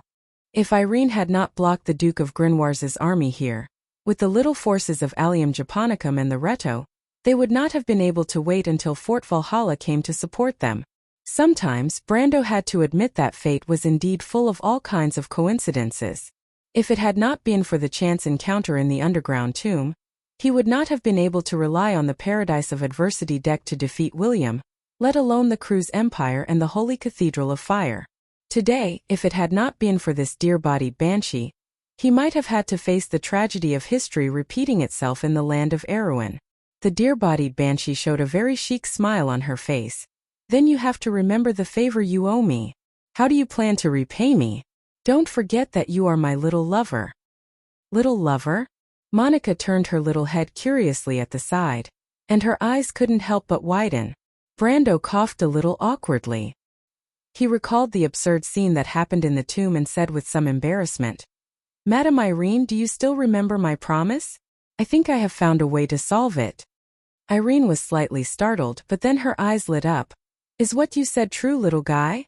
She was so excited that her voice trembled a little. Although she had experienced a life that was far longer than a human's, living in the darkness with her companions for thousands of years, such an experience made her see life and death lightly. However, if they could continue to live, no one would choose to die, right? Even if Irene knew that Brando would not joke with her about this kind of thing, when it came to it, she could not help but feel dizzy in disbelief. You really did it, little guy? Of course it's true. Seeing the deer-bodied banshee so excited, Brando could not help but feel happy for her. If there were some aftereffects of using the spring of life to purify the crystallization disease, there would be no problem at all with the more powerful dragon blood pool. I really did not misjudge you, little guy. Irene's voice trembled a little. She raised her hand, held Brando's face and murmured, "Thank you, my little lover." If it was any other time, having his face held by a lady who was almost 2 heads taller than him, Brando might feel a little embarrassed. However, he could completely understand the sincere feelings in Irene's heart. Although she kept saying that Brando was her little lover, this kind of feeling was not so much the attraction between the opposite sex, but a kind of silent affection between close relatives. It was just like the relationship between siblings. After a while, Irene calmed down. A trace of shyness flashed in her green eyes. Probably because she felt embarrassed for losing her composure, she grabbed Brando's hand and said, "Thank you, little guy. You have done so much for me. I also want to do something for you." "What? Aren't you looking for your other little lover? I know where she is. Come on my back, I will bring you to see her." Brando was caught off guard and hurriedly rejected. "Madam Irene, I can keep up with you. As for the second request, forget it." However, Elaine revealed a somewhat angry expression. "Little fellow, you saved my life. Don't tell me that I can't even repay you with such a small favor? Yes, our race hates it the most when others treat them as mounts, but if it is my dearest little brother and lover, of course there is an exception." Saying that, she even winked at Brando. Miss Lightspirit quickly shook her head and said loudly, "Monica did not see anything." Oh. Chapter 1498. When Brando saw Maynard or Allium japonicum again, it was in a forest a few miles away from Fort Mind on the north bank of the Ord River. A camp belonging to the noble's private army was destroyed by the light cavalry here. After passing through the collapsed tents, the flag with the emblem of the Duke of Grenoires lay in the mud and was trampled on. In the tent at the end of the path, Brando saw his senior, who seemed to be sleeping soundly. Her eyes were closed, and her long eyelashes were motionless. Her snow-white neck and even chin were stained with mud and blood. She was wearing Erwin's knight's battle robe. Her injured chest was red, but fortunately it was only an injury. As she breathed, her full breasts rose and fell gently. Miss Maynard lost too much blood and accidentally tore her wound in the final battle. The others couldn't persuade her. "I'm sorry, Sir Lord," Reto said apologetically. "It's not your fault, Reto." Brando interrupted the veteran. He knew that his senior was not like this. Maynard must have taken over the main personality in the final stage. But in any case, it was fine as long as the two were fine. No matter how serious the injury was, it was insignificant in front of the power of rebirth contained in the dragon blood pool. And it just so happened that he could use the power of rebirth to create a new body for his senior. At this time, Brando turned around and glanced at Irene. There were 3 main reasons why he looked for the spring of life. First, he promised to completely cure the stag banshee's crystallization disease. Second, it was to help Count Yenbao's daughter, Maynard, recover. Finally, it was to separate his senior's soul so that she and Maynard could have their own lives. Now, the 2 main characters were here. Although Dilfrey was still far away in the Yenbao territory, and her life or death was unknown, the recovery of the Count's daughter's body required a very small amount of the dragon blood pool's power, so he only needed to reserve that part in advance. "Then, Sir Feudal Lord, I will wait for you outside." Seeing the intention of his feudal lord, Reto promptly excused himself. After following Brando for so long, the veteran knew that his liege had some secrets of his own. Besides, even if his liege and this lady wanted to save Miss Maynard, there was nothing he could do as a man. After Reto walked out of the tent, Brando said, "Madame Helene, I want to use the power of the dragon's blood pool to heal her injuries. Your crystallization disease can also be cured in it." Dragon blood pool. Hearing this term, Helene couldn't help but cry out, "Little fellow, you actually found that kind of thing." No wonder you were so confident that you could cure my crystallization disease. I was just lucky. I only knew that there was a spring of life in the Black Forest in the south. I originally planned to use the power of the spring of life to purify the crystallization disease in your body, but I didn't expect to get an even more powerful dragon's blood pool. Maybe this is Lady Martha's blessing. Brando replied, feeling a little emotional. The power of the spring of life was strong enough to purify the crystallization disease and heal Dilfari's body, but it was not enough to build a body. He never thought that he would get the dragon's blood pool on the way back to Erewhon, and all the problems would be solved. Maybe it's true. Helene couldn't help but mutter to herself. She gently stroked her cheeks that were full of crystal spikes with her hand. She couldn't suppress the excitement in her heart. When an impossible thing became reality in front of her, anyone would lose their composure like this. Brando looked at her and wanted to say a few words of comfort, but he didn't expect that the dear Demoness had already narrowed her eyes slightly. But compared to this, what surprised me more is you, little fellow. What? In my memory, although the spring of life is not as powerful as the dragon's blood pool, it is still mysterious and unfathomable. You actually know the exact information about it? Helene looked down at Brando with her green eyes. How many more secrets do you know, little fellow? Well, Brando couldn't help but feel a little guilty under her gaze. He knew many secrets, but there were some that he really couldn't say. It wasn't that he wanted to deceive anyone. In order to change the topic, Brando had to cough softly. The spring of life is swimming in the Black Forest. I can't say too much. I understand. You don't want to disappoint those who believe in you. Helene smiled faintly. She paused for a moment before speaking again. But you're right, little one. Compared to the spring of life, using the power of the dragon blood pool on me is too much of a waste. I'm not so bad that I can't wait for this little bit of time. As for this lady's injuries, she pointed at Maynard, you don't need to use the dragon blood pool so much. If those druids under your command can't do anything about it, I can think of something for you. The dear Demoness raised her right hand and a soft green ball of light appeared in the middle of her palm. Speaking of nature magic, the druids learned it from us. Our ancestors were also the golden tribe of the forest. Thank you, Miss Helene, but it might not be that simple. Brando shook his head and explained the situation of Maynard and Allium japonicum to the dear Demoness. However, the background of Allium japonicum and Maynard was too shocking. Of course, he still held back and omitted the part about Martha. It wasn't impossible to have two souls in one body in this world of magic.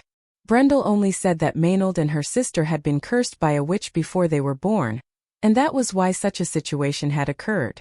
Although Helene looked a little suspicious, she was smart and didn't ask. After listening to Brando's explanation, she nodded. You mean you need me to stay and help you maintain the ritual, right? Helene looked at Maynard, who was lying on the stretcher, and then looked at Brando with a thoughtful expression. Brando nodded. Yes. The situation in Erewhon is chaotic right now. Her Highness Amandina and Freya are still in danger. I can't stay here for too long. Then when do you plan to begin, little one? Helene asked. As soon as possible. Brando replied. If possible, it would be best to find a quiet and secluded place to complete the ritual.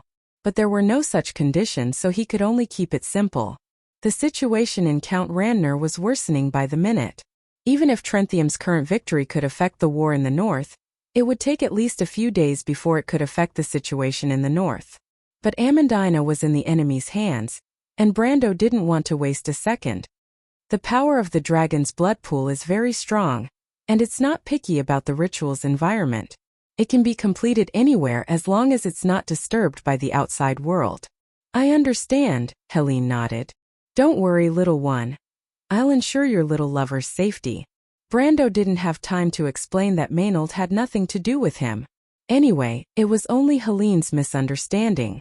With her personality, she wouldn't communicate with outsiders, so it wouldn't affect her reputation as a knight.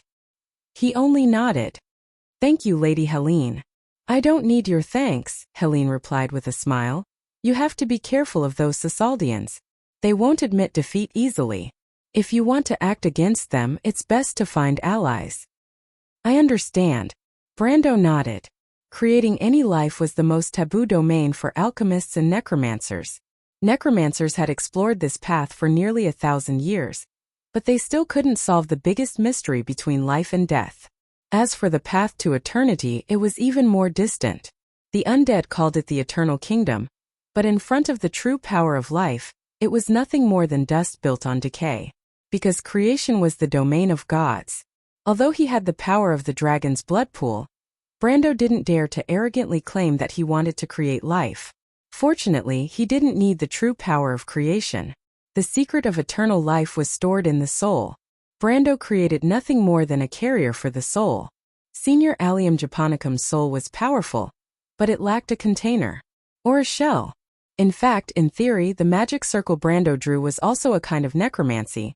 But with the help of the powerful life force of the dragon's blood pool, it naturally wouldn't create something lifeless like the necromancers.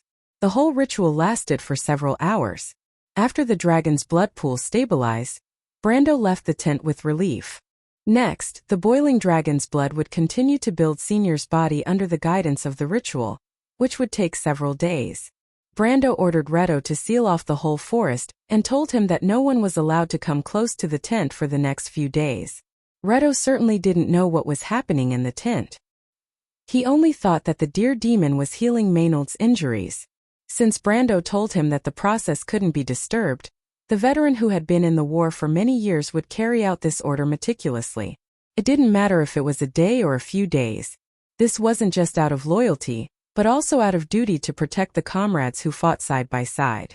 Brando was a little apologetic about the veteran's loyalty.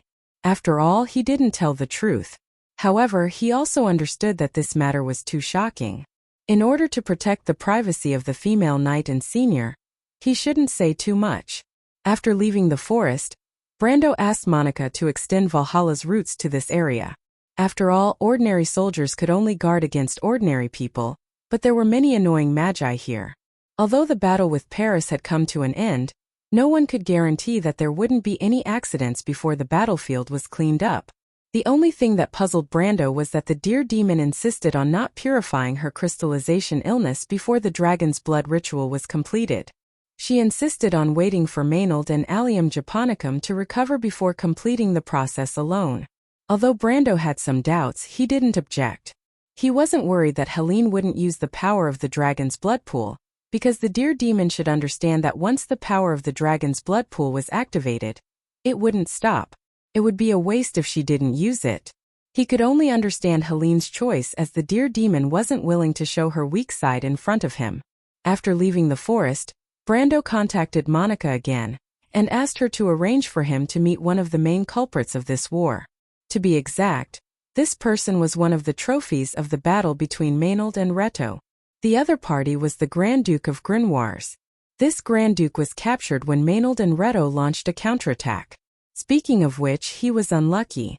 In theory, the remaining forces of Fort Mind were far from enough to hold him back. However, when the army led by Abes launched an attack, this respectable Grand Duke was stabbed in the back by his own people. It was the Crystal Cluster Army and Horseshoe Beetles that Baron Dahl had summoned in a frenzy. Under the attack of these monsters, the Northern Private Army completely collapsed. Naturally, this Grand Duke was not spared. I don't want to see him, but it's not to show off that I'm the winner in front of him. If it was under normal circumstances, I wouldn't mind doing so. After all, I have a little bit of vanity. But now he wasn't in the mood. In fact, he didn't have the time. Because compared to these, he had more important things to do. Oh! Chapter 1499. It was in Valhalla's tree hall that he met the famous Duke. But he had never met him before. The Archduke of Grimoires, the current head of the Tazim family, was dressed in heavy black armor and had a bearskin cloak draped over his shoulders.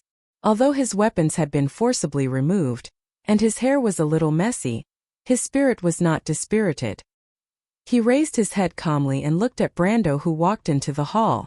"You are that guy's grandson? I didn't expect that I would be defeated by his descendant. You lost to greed in your own weak-willed Duke."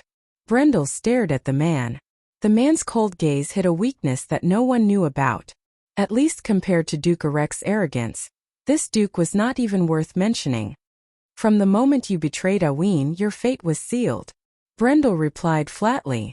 Whatever you say, Grand Duke Grinwars replied. Tell me, Brando said. What is the matter with the royal faction? I believe they are fickle, but if they have the ability to endure, they would not have lost so badly in the last war. The Duke sneered. Young man, if you're here to make me bow to you and that little girl, then I'm afraid I'll have to disappoint you. I'm not on the same side as you. You might be able to fool that old fool, but I happen to know that very well. In other words, you intend to bury the entire Tarsim family because of your stubbornness? The Duke's expression changed slightly, but he was silent for a moment and replied, Young man, I want to remind you that the people of Sasselt are not to be trifled with. On the contrary, Duke, if the conflict between you and me is only the internal conflict of Erewhon, then the price that the people of Sasselt have to pay has just begun. Duke Grinwars looked at Brando with some surprise. He could not tell if this young man was too arrogant or just too confident. Tell me, Makarov or Oberway, who is the real mastermind? Brando continued to ask without any expression. Duke Grinwars's lips twitched, but he did not say anything. Brando looked at him for a moment, and then turned to Enruff, the Archdruid of the Loop of Trade Winds.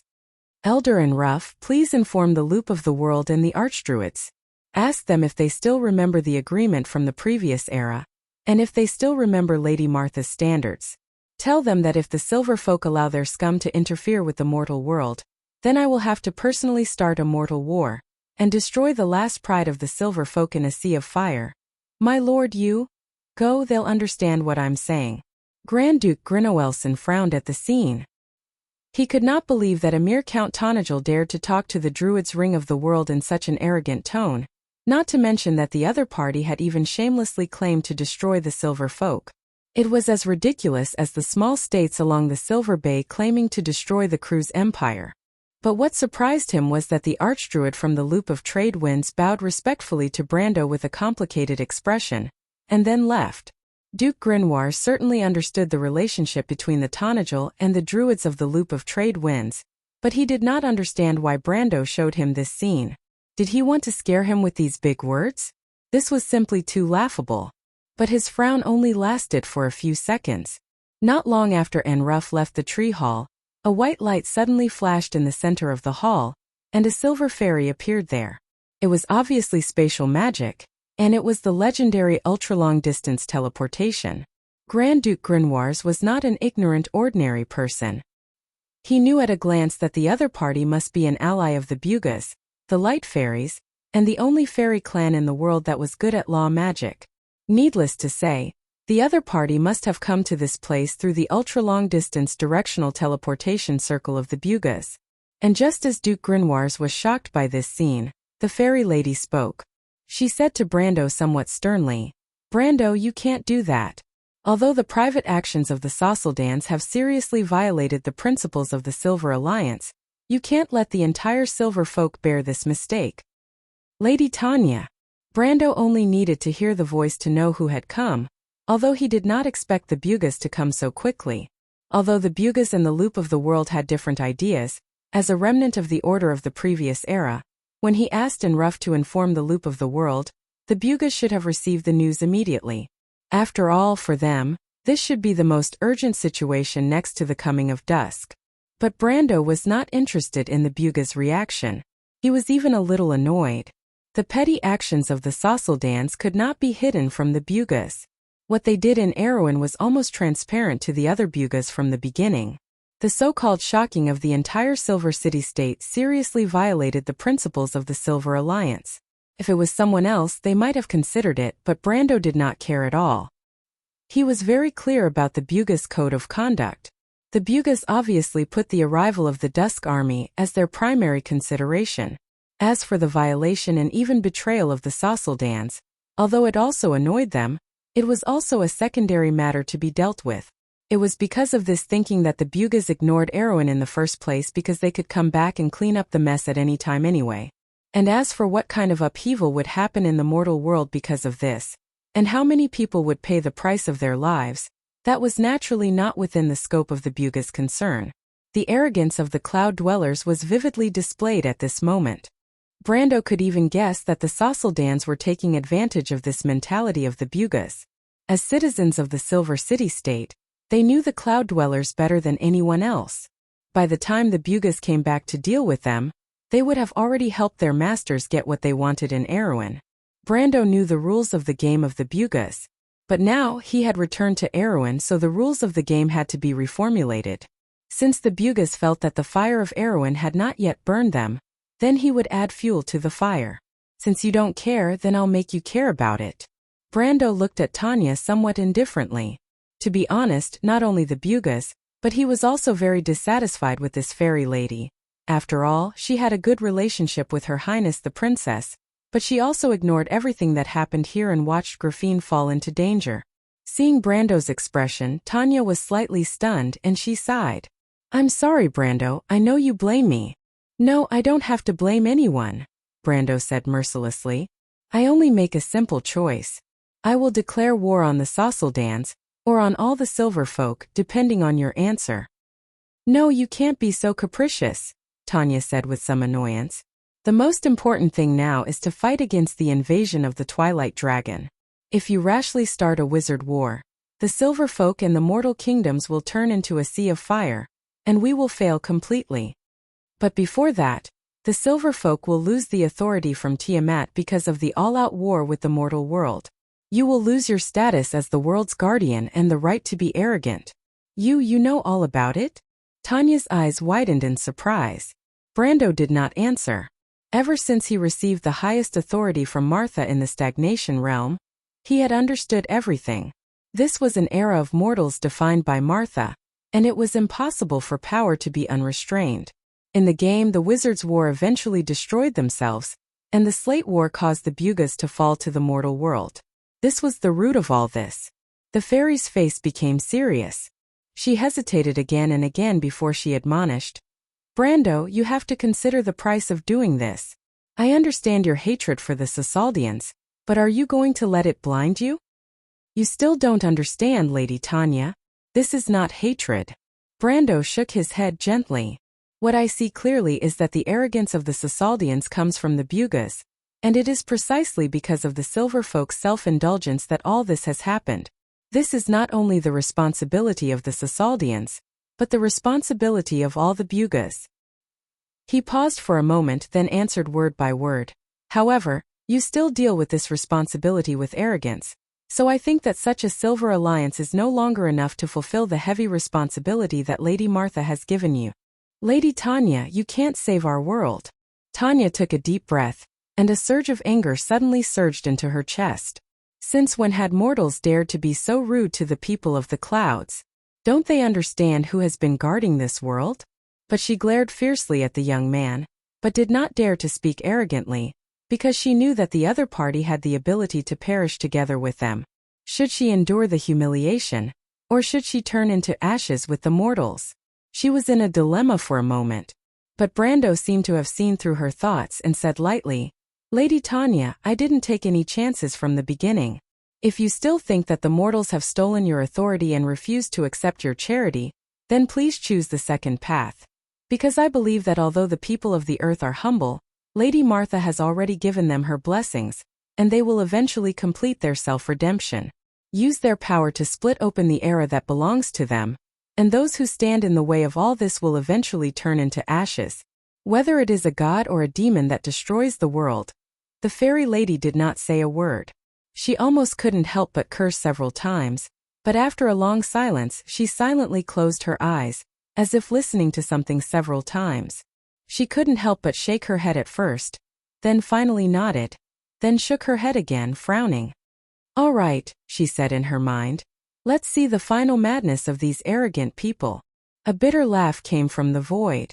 After a long time, Tanya looked at Brando angrily and said, Since Lady Martha has given you that crown very well, we give you power. This is to tell you that the Buga people are not as arrogant as you think. You are just mortals, you don't understand where power comes from. I want to see how you will save this world, and I hope you won't regret it. Brando did not explain anything to Tanya's sarcasm. He just thought silently for a moment. He understood that at this moment, he had truly taken over the responsibility that Lady Martha had given him. He thought that when he took over all this, he would not be able to continue, because what ability did he have to decide the future of this world? But when this moment came, he felt a sense of relief, because there was no need to hesitate. There was no need to talk about regret. He just needed to let go of everything and use all his strength to move forward. Brando looked up, and when he lifted his head, it was as if there really was the weight of a crown. That was what Martha had promised him, his mission. As the saying goes, if you want to wear a crown, you must bear its weight. Brando turned his head, and his gaze was fixed on Duke Grenoir's. The gaze that the Duke did not care about before was now like a sharp sword piercing his heart. It was more than 1,000 pounds, and it made him shudder. Duke Grenoir's was just glanced at, and he subconsciously lowered his head, not daring to look at it. It was as if he was facing that gaze in the high-arched and deep hall when the kingdom was in the ascendant. It came from Erewhon, the Lord of Resurgence. The majesty that came from the taciturn was like the snow in the winter, chilling him to the bone. But at this moment it was still better. Like a trembling subject being stared at by his monarch, Duke Grenoir's felt that his will had been stripped away from his body. He could not resist at all and could only answer dryly, "It was Makarov, your Majesty." Lord Oberway was turned into his appearance by that monster, and he was imprisoned in the summer castle near Bragg's. What I said is true. They also wanted to replace your adjutant with that monster, Lady Yuta. In the hall, only Duke Grenoir's voice was left, and he was repeating in a hollow voice. The fairy stared at Brando expressionlessly, watching all of this. Oh! Chapter 1500. Magadol looked at Canterbell City from afar. The trade town that connected Silver Bay to the wilderness of the Four Territories seemed a little lonely in the morning fog. This was not the city she was familiar with. Those who relied on the daily operations of this huge city, the farmers, craftsmen, and the merchants who shuttled through the various trade routes, were usually busy at dawn, waking the city from its slumber. Before the first ray of sunlight fell, the ancient city would be filled with fresh colors. But today the city was like a sleeping beast, silently creeping on the fertile fields outside the aloe forest. The morning breeze blew through Magadol's hair, and the unusual atmosphere in the air made the princess of the church even more uneasy. In the huge military tent behind her, the noises of dispute represented the various lords of the allied forces from the Silver Bay region. They had yet to come to an agreement. After the disaster of White Mountain, the Wind Elves announced a blockade of their borders, and prohibited any outsiders from passing through their territory. The Alliance Army's path to the north was thus cut off, and the people were discussing whether they should change their route through the wilderness of the Four Territories, through the territory controlled by the Empire's Red Army. They had all kinds of concerns, but the most important factor was the safety of the army. Since the fall of the Black Moon, there had been no news from the wilderness of the Four Territories. The humans and the Wind Elves had withdrawn from the confrontation, and the last news that the Red Army was trying to get close to the forces of the Crown Prince in the north. But then the entire army mysteriously disappeared, as if they had disappeared overnight. Before the disaster of White Mountain, Veronica asked the Wind Elves to send scouts to the west of the wilderness of the Four Territories in order to determine the location of the Red Army. But when the elves reached the east of Anzaruta, they only saw a large number of Highlanders migrating north. The Highlanders' homeland was completely turned into a sea of fire due to the fall of the Black Moon, and the migration of the Anzaruta region triggered a group reaction from the Highlanders. The clans that originally lived on both sides of the Buta River, the river was located to the east of Vargas, where Brando had once passed by, and in Anzaruta's territory, it was the most ancient and sacred land of the Anzaruta Highlanders, migrated north to the Red Mountain region, and the local clans of the Red Mountain continued north to the south of the wilderness of the Four Territories. Among these migrating clans, none of them claimed to have seen the Crew's army disappear on the road. And after the disaster of White Mountain, the elves closed the country, and news from the north and south was cut off. Some people speculated that the Red Army may have been destroyed by the Twilight Dragon, or the most optimistic explanation was that the Crew's people were besieged in the southeast of the Evergreen Corridor. In fact, after losing the natural barrier of the Highlanders of the Anzaruta, the area of the wilderness of the Four Territories and Evergreen Corridor had become a possible enemy territory. In other words, no one dared to guarantee that the Allied army could safely pass through this area. There were always differences, but under the insistence of the ferocious alpha wolf of the Anzaruta family, the Allied army still approached the vicinity of Canebell. Here, Duke Brandon finally had to give up his unyielding style, and for the first time an intense argument broke out among the nobles. Canebell, the most important trading city in the west of the wilderness of the Four Territories.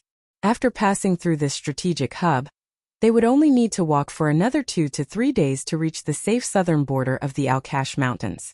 But at the same time, this route was also the most dangerous choice. Ever since the fall of the Black Moon, the Wind Elves scouts had never come to this area. The fall of the Black Moon had created a hideous wound between the sublime inland sea and Anzaruta, and the end of this wound was at the westernmost part of Canebell. The map had lost its function here, and the disaster had changed this place beyond recognition.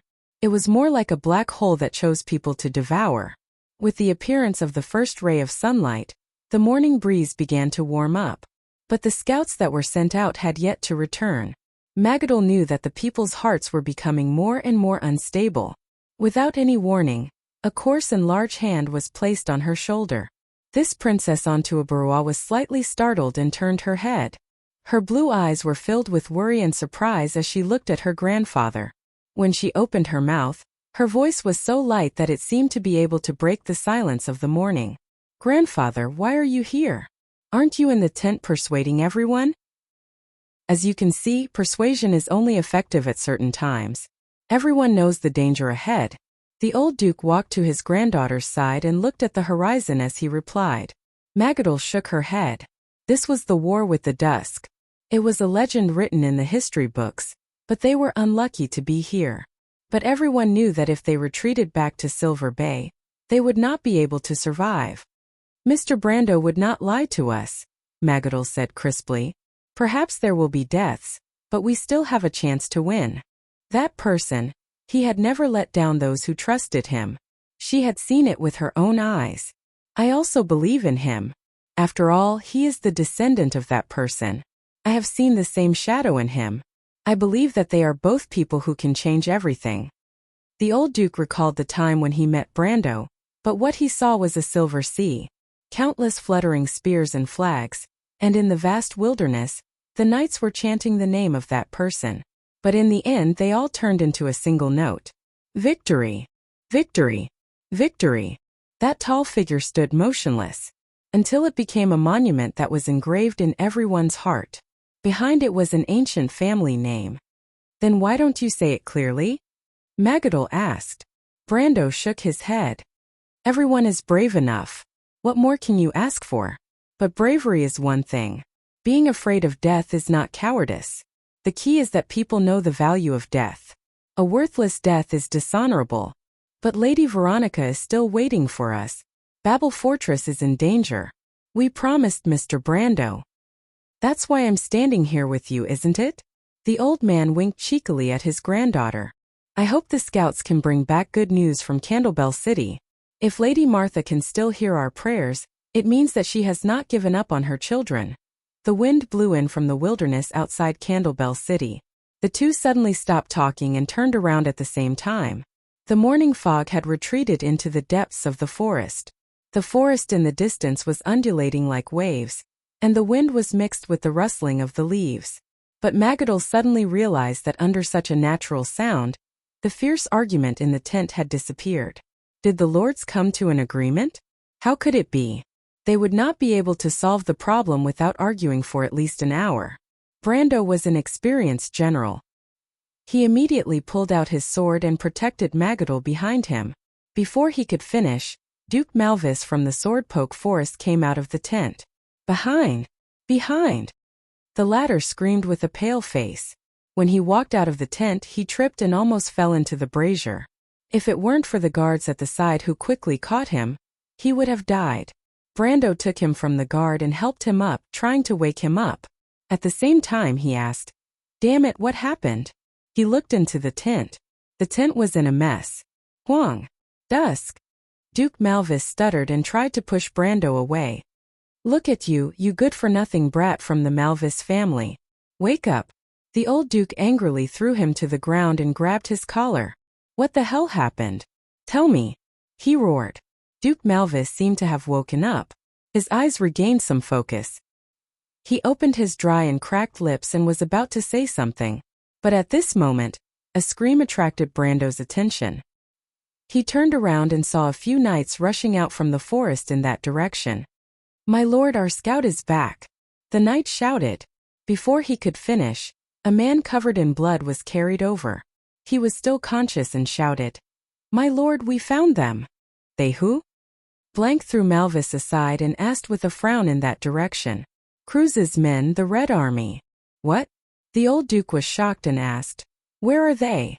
The scout shook his head. "They told us to run, my lord. It'll be too late if we don't." "What the hell are you talking about?" Frank had a dissatisfied look on his face. The quality of the soldiers of the Silver Bay states may not be as good as the elites of the other empires, but the scouts were the sharp blades of the army. How could they not speak clearly? Even the most basic level of calmness could not be maintained. Brando was about to scold him, but before he could say anything, Duke Malvis, who was sitting on the ground, suddenly stood up and grabbed his arm. "Listen to him, leave this damned place," Duke Malvis shouted with a pale face. Brando was about to scold him, but he stopped.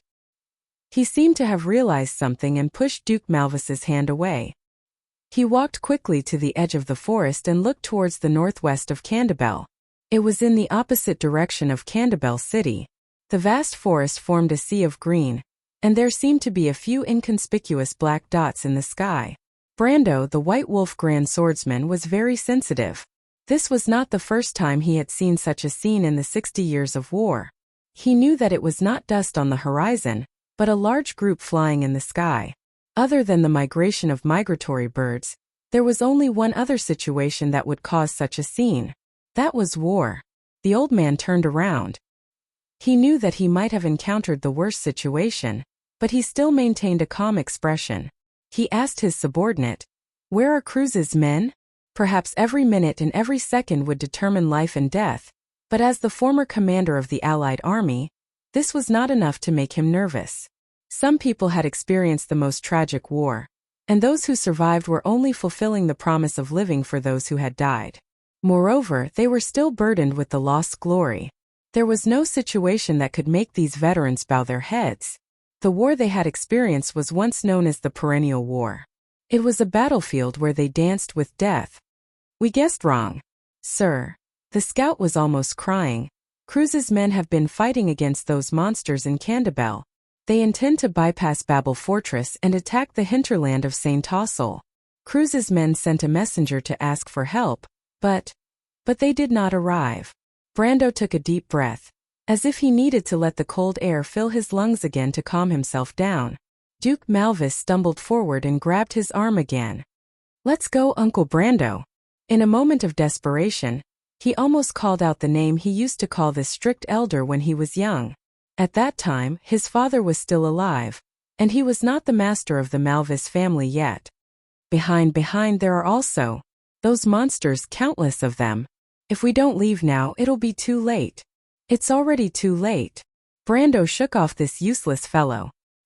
He understood that the others might have already brought their men and fled. He pointed sternly at the tip of Duke Malvis's nose and said, "Go and get the others back. Our only chance is to retreat into Candabel City." "No, I can't do it." Duke Malvis shook his head in fear. Brando snorted coldly. He turned his sword around and swept the hilt of the sword across the fellow's stomach, causing the latter to bend over like a shrimp in pain. However, the old duke quickly grabbed the fellow's collar again and pulled Duke Malvis in front of him. He said loudly, "I saved your life because of your father. Listen carefully. If you don't want to die, do as I say." However, Duke Malvis still looked hesitant. Brando could not help but shake his head in disappointment. "You are far from your father, little fellow from the Malvis family," he said bluntly. "No matter how fast you run, can you escape the eyes of the heavens?" Duke Malvis's jaw dropped. He seemed to have finally remembered who was the most authoritative expert here. No one could be compared to the deputy marshal of the Allied forces 60 years ago. He subconsciously asked, "Uncle Brando, how can I get the others back?" "I know what you're thinking," Brando replied. "But if we don't gather together, even if we retreat into Candabel City, we will still die. Seeing Duke Malvis stumbling away, Magadol, who had already regained her composure, could not help but ask, "Grandfather, can we really defend Candabel City?" The old man shook his head. Magadol was a little surprised at her own indifference to safety. She suddenly realized that this answer did not cause any ripples in her heart. Perhaps it was because she had already expected this answer? She suddenly thought that this could be her burial ground, but she was not afraid. Perhaps she was destined to be different from those mediocre people. After a moment of silence, she asked again, "If Cruz's people can hold on for so long, can we?" "Cruz's people can't either." Brando sighed. He walked to the outermost edge of the forest, and the plains of Candabel could be seen clearly in the distance. The old duke raised his hand and pointed at a black shadow on the horizon. "Do you see it?" That thin black line appeared on the horizon in the northwest. And very quickly it became a sea. It was a purple sea. It swallowed everything in its path. The forest and the lake were like a lone boat on the stormy sea, disappearing in an instant. Magadol's blue eyes were filled with shock. "Do you think Cruz's people can stop them?" Brando asked his granddaughter. Magadol shook her head silently. The old man was silent. Then he said, "They came from the Alcash region." "What?" "The cracks in the sacred oath caused by the catastrophe of White Mountain could not be hidden from the Twilight Dragon. It's a pity that the Crimson Army did not manage to send the message. Next it's our turn," he sighed. "No one can stop them from entering the heart of the Elven Palace. Cruz's people are done for, and Saint Tossel's people are about to bleed to death. Is there any hope for this world? Babel Fortress still has Cruz's people and the elves stationed there. They will not let this happen without doing anything. The attack will not be independent," Brando said. "The Twilight Dragon has been preparing for this for so long. This is the signal for an all-out attack. Babel Fortress is also in danger. We are still here. We will delay them in Candabel for as long as possible." Magadol seemed to have made up her mind. She said firmly, "We will replace Cruz's people and send the message out. This will allow the elves to be on guard." The old man was silent and did not answer directly. But Magadol had already seen the answer from her grandfather's face. "Is it difficult?" "The Crimson Army is 10 times stronger than us, Mary." Magadol clenched her fists. The nun princess thought of many lines in her heart, but she still could not believe that their last hope was lost so easily. There must be a way, right? She could not help but ask. "Then what should we do? Is this it?" "Grandfather, didn't you always say that even in the worst situation, there is always a glimmer of hope?" The old man shook his head. "There is still Brando. He could not do it either.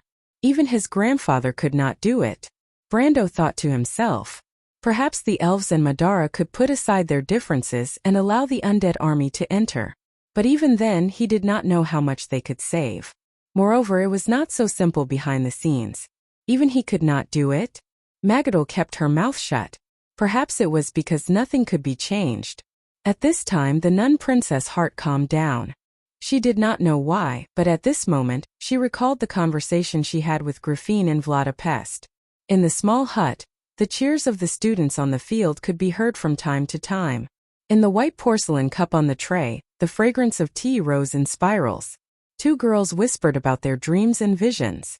At that time it was just a simple pursuit, but today it was her best friend who realized it first. Who could say that it was the naivety of a girl? She chased after her own destiny. Thinking back to how she met the people of Abes, it was more like a strange dream. And that person, her knight. "My best friend, have you achieved your dream?" She prayed silently in her heart. Brando suddenly frowned and made a sound of surprise. This made Magadol come back to her senses and looked at her grandfather with some confusion. "What's wrong?" But the old man did not answer directly and only shook his head slightly. He seemed to have seen this scene before. It was Alcash in the cold wind. Chapter 1501. Beerah's third line of defense has been breached. Sir Laval's battalion is requesting support. Enemy flying units have appeared in the spire of the Lion Beast Dash. They are in the 12 o'clock direction. Veronica's face was cold. The female legion commander gestured to the crossbowman from Adidas not far away. The officer saluted her and rushed to the top of the fortress with the heavily armored crossbowman. Purple arcs of light lit up the sky from time to time, but it was enough to illuminate the entire huge battlefield. Bright spots of light rose and fell one after another, reflecting the light blue network behind it. It was a light curtain about 10 kilometers wide. Behind it, a behemoth had completely risen from the ground and was suspended in midair. Its surface was shining with a metallic luster, like a hexahedral prism thousands of meters long. And that was the Tower of Babel. Against the backdrop of this giant tower, the crisscrossing mountains in the Al-Kash region were like a pocket-sized sand table, and the human defense system was more like a linear distribution of dust. As for the human soldiers who relied on these fortresses to resist, they were almost invisible. However, no matter how small their existence was, when their numbers were enough to cover the entire valley, they still dyed the entire earth with color. On one side of the undulating mountains was the red battlefield of the Cruz people, and on the other side was a turbulent purple sea. The two sides were intertwined. Veronica was watching the crossbowmen moving up the walkway of the city wall from afar. At this distance, more than 60 crossbowmen were as small as a creeping black line. The horseshoe beetles whistled down from the sky, and the crossbowmen had to stop and erect tower shields. From time to time, some of them fell off the city wall. Here death was nothing more than a common thing. Veronica's heart was calm, as if life and death could no longer make her heart waver. This mechanical indifference shrouded everyone on the battlefield. She frowned and put one hand on her lower abdomen. The scale-like armor was covered with eye-catching rose red, and there was a 6-inch-long thong there. Just a moment later, another light purple arc of light streaked across the sky. The intersecting mountain ridges, as well as the intricate valleys hidden beneath them, the entire world was illuminated by the purple light, down to the finest detail. But a moment later, the world returned to darkness, and the ferocious battlefield disappeared without a trace. The elementalists on the omniscient spire were preparing for a counterattack. Their chanting echoed in the night sky, and bright golden rings of flame appeared above the clouds. A rain of fire appeared in the sky. The golden red flames left a long trail behind them, like molten steel pouring down from the clouds. The sparks fell into the depths of the valley of Al-Kash. Before the flames landed on the ground, a dense sea of crystal clusters was reflected. They advanced through the sea of fire. He was also trampling on death. Although the crystal clusters had yet to break through the last few lines of defense, but it was not far away. In Won's history, the defense of a fortress was never isolated. Even the legendary Tower of Babel, which was built by the gods, was the same. However, with the fall of that era, the defensive system built by those great existences had long since disappeared. The glorious history had become the past, buried under the dust. Today it was only covered with scars. Although the Wind Elves and the Cruz people had rebuilt this system. But how could the poor craftsmanship of the mortals be compared to the miracles created by the gods? Babel once had the reputation of never falling, but now no one dared to boast. The defenders all understood one thing. This fortress could be their spiritual support, but in fact it did not have many trump cards. Veronica stood in place and occasionally looked to the west, where the elf's position was. At this moment, arrows were falling like rain. The Golden Elf archers' powerful dominance on the battlefield effectively stopped the advance of the Crystal Legion army. However, the silhouettes of huge crystal legions immediately appeared in the sea of crystal legions. The floating purple crystal legions began to advance again. The elves were forced to retreat, and gaps appeared in the complete line of defense. The Wind Elves had transferred the most elite Hurricane Corps and the Elven Court Guards from the Wilderness of Four Realms. The former was the archenemy of the Red Army for 6 centuries, while the latter was the Commander's Guard passed down from the Age of the Wise Ones. They used to be the 24 Wind Knight. But the King of Lorendale, the commander of the Wind Elves, Istavil, knew better that he did not have enough power at his disposal.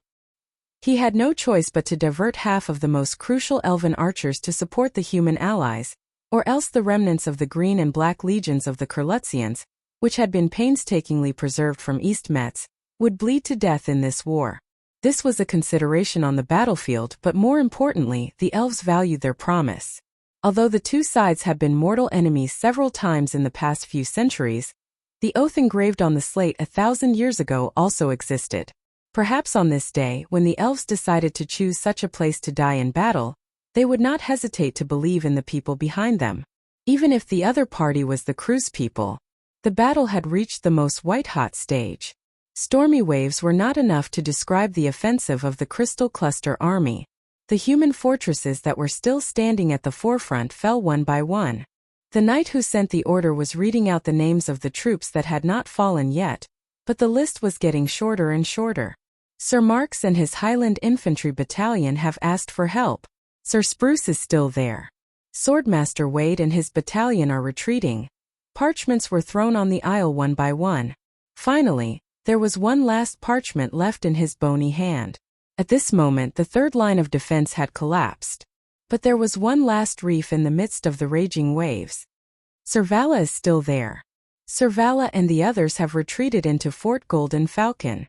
When he read it for the third time, the knight looked up in shock and said in a trembling voice, "Sir Laval." Sir Laval and the others are still there. Many people were stunned. In the Latch of Wa there was a place called the Shetty. A brown river flowed through this place. On that fertile land, there was a group of people who had fought against the mountain people for generations. They were the descendants of the cruise people, but they were not accepted into the mainstream society of the empire. The Shetty people liked to ridicule the empire people for being petty because they were the descendants of the warriors. And for decades, every Shetty person hated the empire for betraying them. The empire tolerated the mountain people but forgot the Shetty people. Count Laval was a Shetty person. He was stubborn, old-fashioned, and dogmatic. He was not accepted by the upper classes. What was more irritating was that he was a so-called dissident. In short, he was a loyal follower of Queen Constance. Such a person was naturally disliked everywhere, not to mention after the fall of Constance. If the empire had not fallen, such a person would have been stripped of his noble status, perhaps even hanged. Duke Ludwig had mocked him for being insensible, and the nobles who had suffered losses in the war at East Metz were even more furious. They had more than once publicly declared that the Shetty farmers were a gang of barbarians. But the Shetty people were brave and good at fighting, and the region had historically produced the best archers and light infantry in the empire. In the center of the battlefield, the Shetty people retreated into the Barbican when the Shetty had climbed up the outer wall. The Shetty people had defended the Barbican to the death. When the inner wall had fallen, the Shetty people had retreated into the steeple. There were not many of them left, but the steeple was still standing. It was like a sharp tooth piercing into the purple sea. Duke Ludwig instinctively approached the battlements. "What are you waiting for? Go and save them." His veins bulged like an angry lion as he roared at his knight. A hand interrupted him. Mangrove looked at the knight who had sent the order. The knight's voice was a little stiff. "Sir Laval and his soldiers have requested for support." "What kind of support do they need?" "My lord, see for yourself." A small figure climbed to the top of the spire and raised a flag on the top of the spire. "It's Sir Laval," someone exclaimed. But more people stared at the flag in silence. It was a brown flag in the shape of a piece of land. It was the land that the Shetty people had guarded for generations. Their homeland, the fertile land surrounded by brown rivers. The brown white-bellied falcon represented the fearless spirit of the Shetty people, and the ears of rice contained the deepest hope of the land. Under the ears of rice, a lion held a skylark in its mouth, and the Shetty people were also loyal and trustworthy. It was a raging purple wave. It was also a lonely flag. Many people shed tears, feeling regret for what they had done in the past. These farmers from the Shetty people had proved their loyalty and bravery to the empire, but the empire could no longer make up for its narrowness and prejudice. Perhaps this was the root of everything that had fallen apart. At this moment, Mangrove suddenly thought of the small border country in the south of the empire, the fearless king, and the sword that he had taken away. Duke Ludwig leaned weakly against the wall and remained silent. "They request to use the golden flame angel." The knight who had sent the order replied in a low voice. "Target?" Mangrove asked softly. The knight who had sent the order opened his mouth, but in fact, everyone already knew the answer. Like a king who needed both a scepter and a sword to maintain his dignity, the golden flame angel was Babel's sword that symbolized justice and dignity. The golden light gathered from the bottom to the top along the hexagonal prism. They might have traveled for several kilometers, but in fact it only took a moment for them to gather at one point. The sky seemed to have been lit up, and the clouds were burning fiercely. A fiery red light shot down from the top, straight into the dark mountains, and then scattered into tens of thousands of light beams, plowing through the sea of crystal clusters. With just one blow, tens of thousands of crystal clusters were turned into ashes. The attack of the entire purple sea was stopped, but in the center of the light beam, only the scorched remains of the towering spire were left. The flag turned into ashes and drifted away in the breeze before dawn. Some noble ladies even covered their faces and cried out. Their cries echoed on the city wall, but they could not suppress the earth-shattering battle. The golden flame angel should not have been used at this time, but people knew that only the bravest deserved a sword. The Shetty people had proved their bravery. When Mangrove walked down the city wall, he patted his old friend on the shoulder, which meant to tell Duke Ludwig. Many people would die here, but those who survived would have to fight on. In the Spire of the Lion, a battle that had no suspense was coming to an end. Humans had no hope of winning. The young officer from Adidas stood on the city wall and saluted to his commander from afar with a knight's salute. The officer's eyes were filled with the kind of heartfelt respect. Then he jumped and landed on the cliff. Countless locusts were climbing up the city wall. Veronica looked at the scene expressionlessly. "It's time to retreat," Mephisto told her. "I can't even remember his name, but I know that child is a knight of the Folded Sword Knight Regiment," she whispered to the Ash Sword Saint. "They are the best young people in the Empire. I know them." Mephisto knew his former enemies. "They are worthy of admiration. Bring me my horse. I'm going to see Istowell." With that, she turned and walked away. Mephisto grabbed her arm and shook his head. "Why bother? You know it won't work out. The elves also have their difficulties. Besides, you are still injured. We may all die here."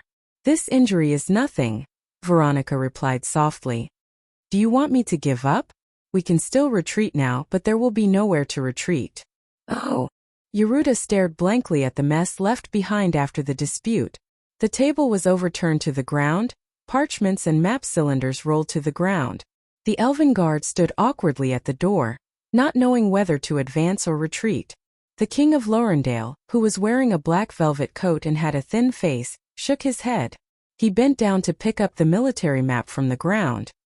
His skinny palm was as pale as a vampire's. The face of the elven lord could be described as withered.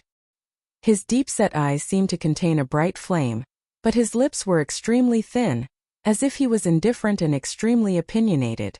Istowell smiled bitterly again and shook the dust off the parchment in his hand. The fury of the female army commander left a deep impression on everyone present, but he just did not expect that after so many years, she still had the same temper as when she was a little girl. "Why didn't you agree with her?" Yeruda finally could not help but ask. Although he was a little afraid of the person in front of him, he did not show his emotions. "Why should I agree?" Istowell looked at the young crown prince and asked. "Isn't this self-saving at this time?" "What is self-saving?" Istowell asked. "Relying on Madara?" But the sage said. The King of Lorendale raised his hand to signal that he did not need to say any more. "Your Royal Highness, compared to the sages living in history, I know what Saint Tossel needs better than them. Well, this problem is too complicated for you. Maybe you should spend more time learning how to be an elven crown prince." The guards outside the door heard the words and looked at each other, thinking that the king was talking nonsense again. This time it involved the Wind Empress, and he was not very respectful to his Royal Highness. But fortunately, perhaps they had been accustomed to such a scene for a long time. They carefully gave each other a look, and the elven girls quietly retreated. Perhaps others could pretend not to hear this sentence, but Yeruda could not. He felt insulted. He was just the son of a hunter, and he had suffered enough these days. The elves did not put him and his sister in their eyes at all. Some people even mocked them as bumpkins. He took off the crown from his head and could not help but say loudly, "I know you don't think highly of us at all, but I didn't expect anything. If it weren't for Mr. Brando and the Sage's commission, I wouldn't have thought of coming here. If you want this crown, take it. It doesn't belong to me." With that, he threw the crown in his hand to the other party.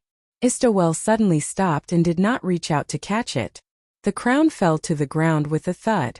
Outside the window, a purple arc of light was crossing the sky, and the whole dark room was lit up. Yaruta was startled. He looked at the rolling crown and remembered that it was the symbol of the elven kingship. He could not help but be a little scared and whispered, I didn't mean it." The King of Lorendale glanced at him, bent down and picked up the crown with both hands. "Don't let me hear that again," he said coldly. "Then why do you have to keep us here?" Yaruta felt a tingling in his nose, and tears were almost rolling in his eyes. He was really aggrieved and scared. "Since you don't want to let us go back. My sister and I are not elves." "Because you don't understand its weight." Istowell gently swept away the dust on the crown. Then he raised the crown with both hands and put it on the top of the boy's head. Yaruta was still in tears and froze when he saw the other party coming over. But when he saw Istowell's movements, he was stunned for a moment. I do know more about the current Saintossel than the Wind Empress. But I have to admit that she knows better than me who is more suitable for the king. Istowell looked very serious. The Wind Elves have long lacked a culture of tolerance, so they are not accepted in the mainstream of civilization. Perhaps a human king is the opportunity to change everything. Guarding alone is just a helpless choice, especially today. In fact, we all know that no one can face this enemy alone. In that case, why don't you agree? Yaruta wiped his tears and sniffed. You clearly know that Madara is not behind the White Mountain. I'm sorry, I overheard your conversation. Istowell did not take it seriously and corrected Yaruta's words seriously. Sus, not you. The elven lord looked out of the window, the light reflected in the depths of his pupils on his thin face. Outside the window, dark clouds hung low. In the sky, the aerial knights of the Kurlets and the Farnazane had also joined the battle. The battle was extremely intense, the light of magic almost lighting up the entire cloud layer. 1,000 years ago, it was also the same situation, he muttered to himself. Then he turned back. Your Highness, have you understood the foundation of the Wind Elves? Yaruta shook his head blankly. It's because of pride. But Istowell's tone was even more proud. Pride. Those in this world who think they are above people, the Wind Elves will never accept their manipulation. He reached out and straightened Yaruta's crown. Not in the past, so not today.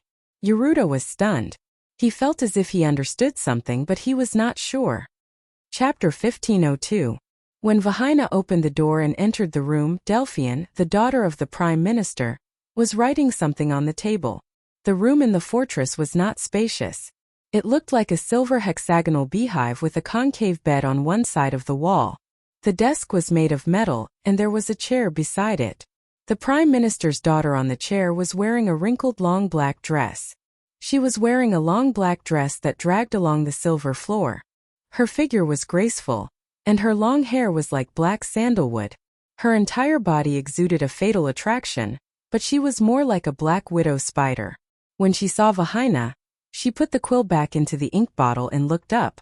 What's wrong? It took a lot of effort to coax Elise to sleep. She's scared. Vahaina gently closed the door and answered. Everyone is scared, especially in times like this. Delphian picked up the parchment on the table and rolled it into a cylinder. But at least she has a good sister. She put the scroll into the cylinder and closed the lid.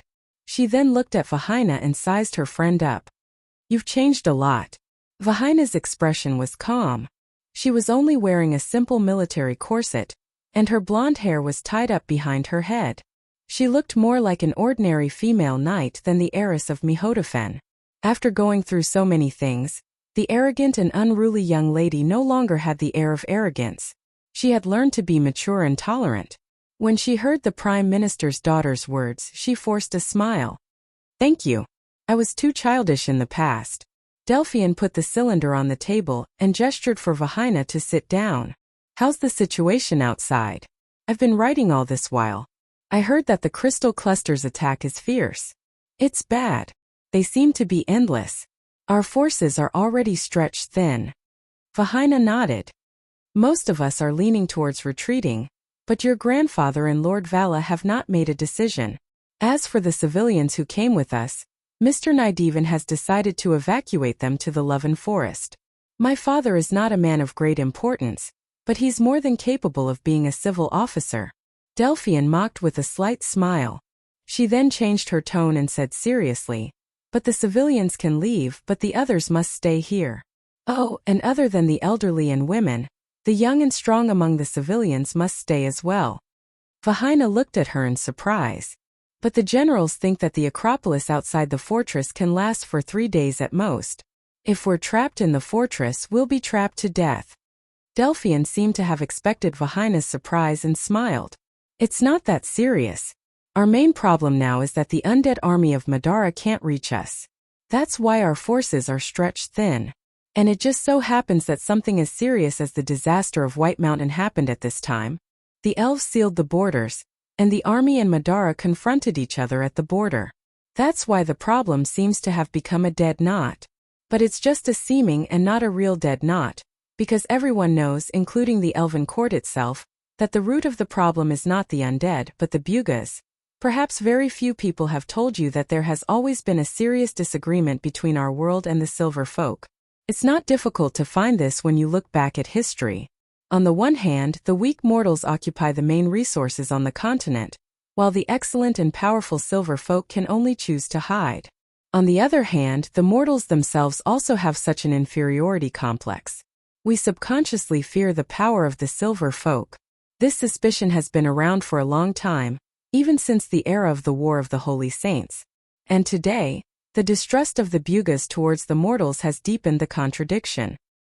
It can be said that the Bugas have never really trusted the mortals. They pretend to be guardians, monitoring the chaotic border of the world, living above the clouds, and intervening in the disputes of the mortal world with a high and mighty attitude.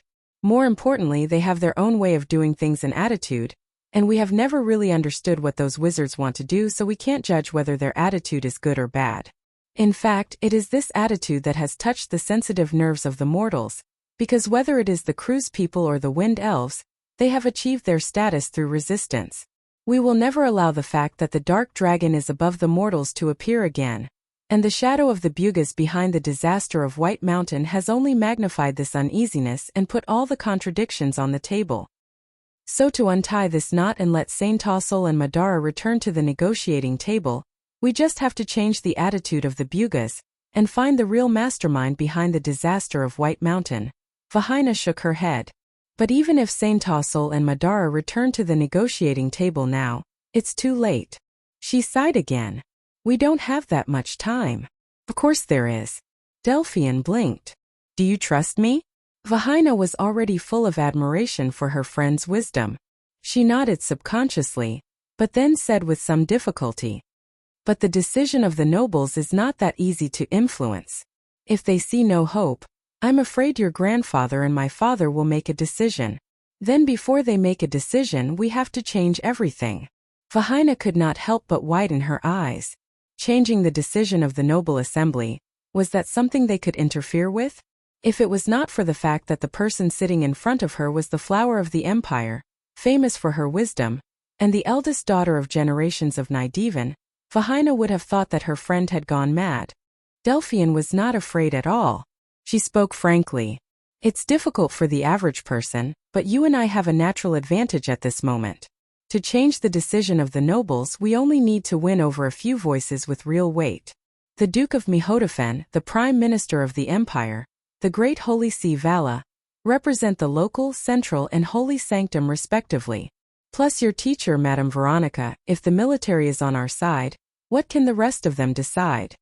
Vahina shook her head. "I wouldn't dare to say that. Our fathers would never listen to our nonsense." "That's not necessarily true." Delphian's lips curled into a sly smile. "By the way, how's the matter I asked you to do?" Vahina looked at Delphian strangely and shook her head. "I've asked father about it for you. He said he has never seen the ring, but he seems to be very angry and told me not to interfere." There was a hint of doubt in her blue eyes. "Delphian, do you know something? Is the ring important?" "My father seems to be very concerned about it." Delphian did not answer directly. Instead she asked, "What about the other nobles?" "No, they have never seen the ring. The Great Holy See did not mention it either." Delphian's face finally showed a strange smile. "Vahina, I've asked Vala and my grandfather. Guess what they said? Vahina looked at her in confusion. Of course they don't dare to answer. Delphian smiled coldly. Vahina, I'll tell you. The ring is the symbol of the Empire's highest authority. The sacred ring of fire. The symbol of Cruz's throne. It did not go missing with Queen Constance's death. I'm very sure it's in my grandfather's hands. What? Vahina was shocked when she heard Delphian's words. Delphian was much calmer.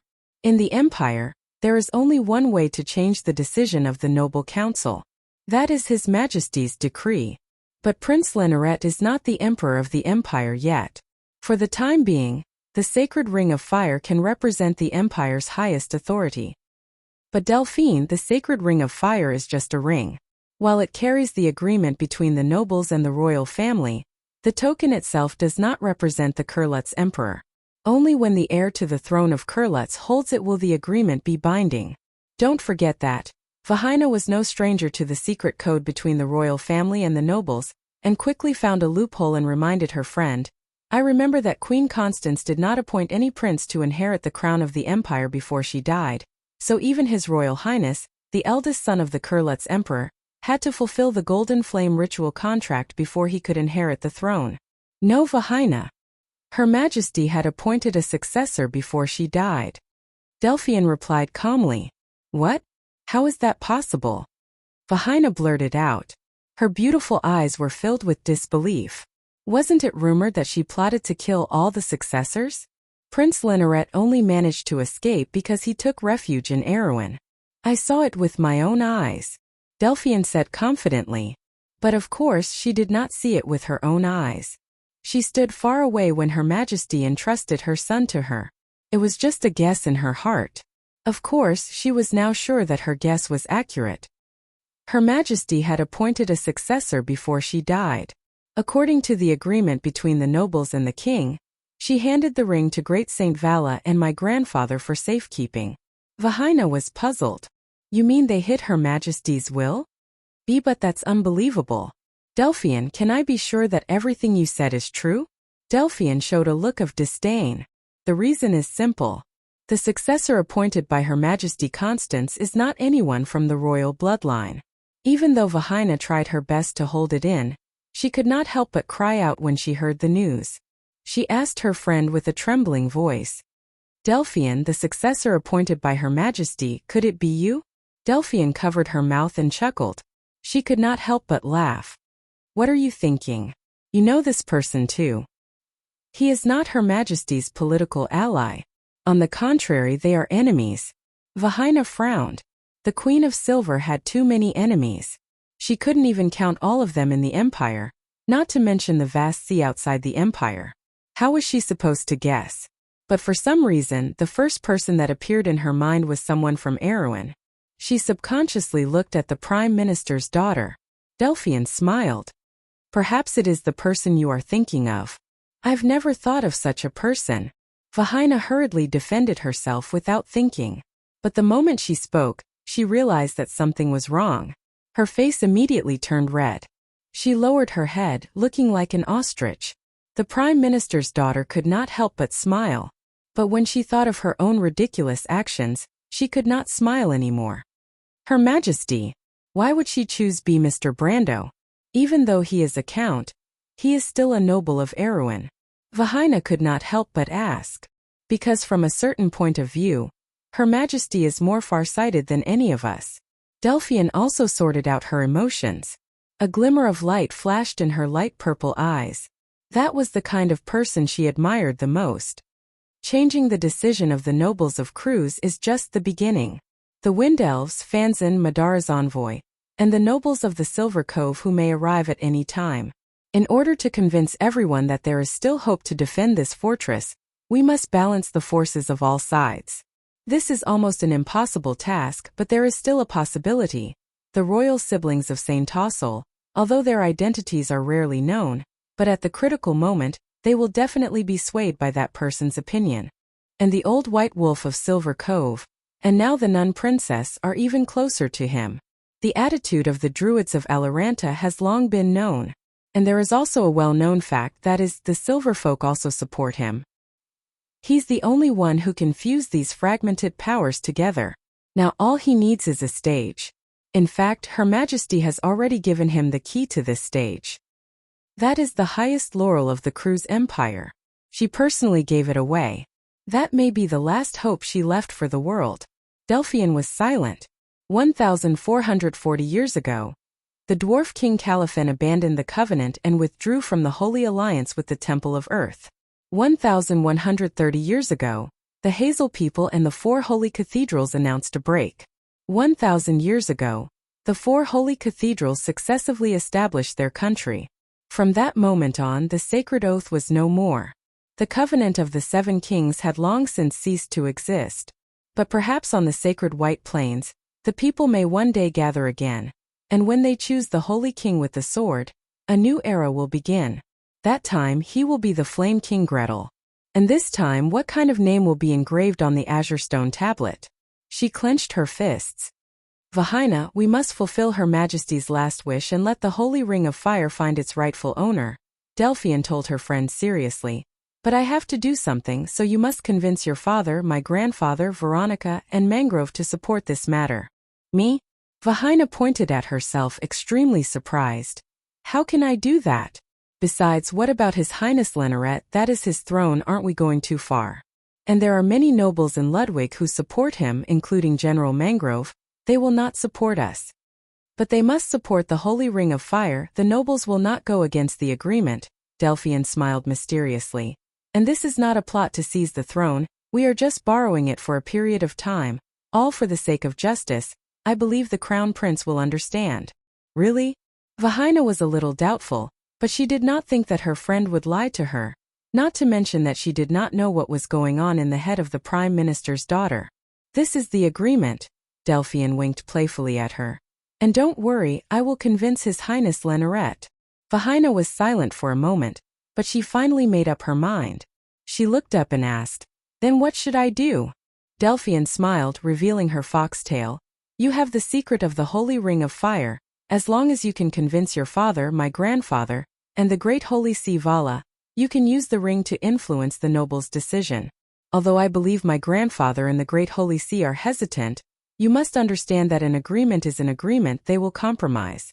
Then there is the Wind Elves. The elves keep their promises. If Cruz chooses to stand firm, the Wind Elves will most likely not sit idly by. Most importantly, although the royal siblings have not exerted any influence on this negotiation, they have the power to make the final decision. The elves will not go against the will of the Ring of the Wind Empress. If you can represent the Count, I believe they will make their own choice. Vahina took a deep breath when she heard this. She never dreamed that in this small room, in just a few moments, she and her good friend had discussed such a huge conspiracy.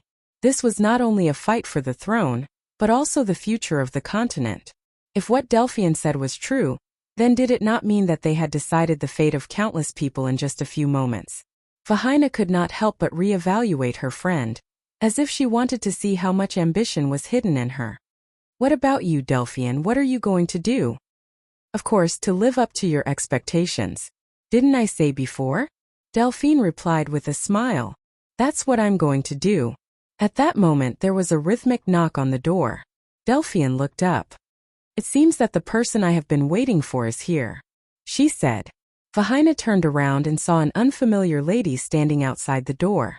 She was very tall, much taller than most men. She wore a long silver robe and held a staff in her hand.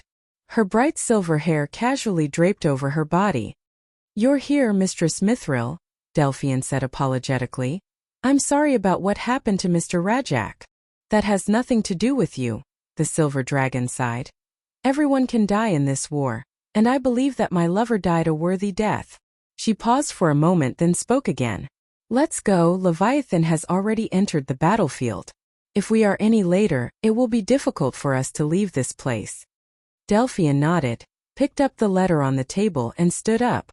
Thank you for your trouble, Mistress Mithril. Vahina, we will meet on the White Plains. Take care, my friend. Oh. Chapter 1503. Behemoths walk in the northern wilderness, guarding the secrets of the ancient land.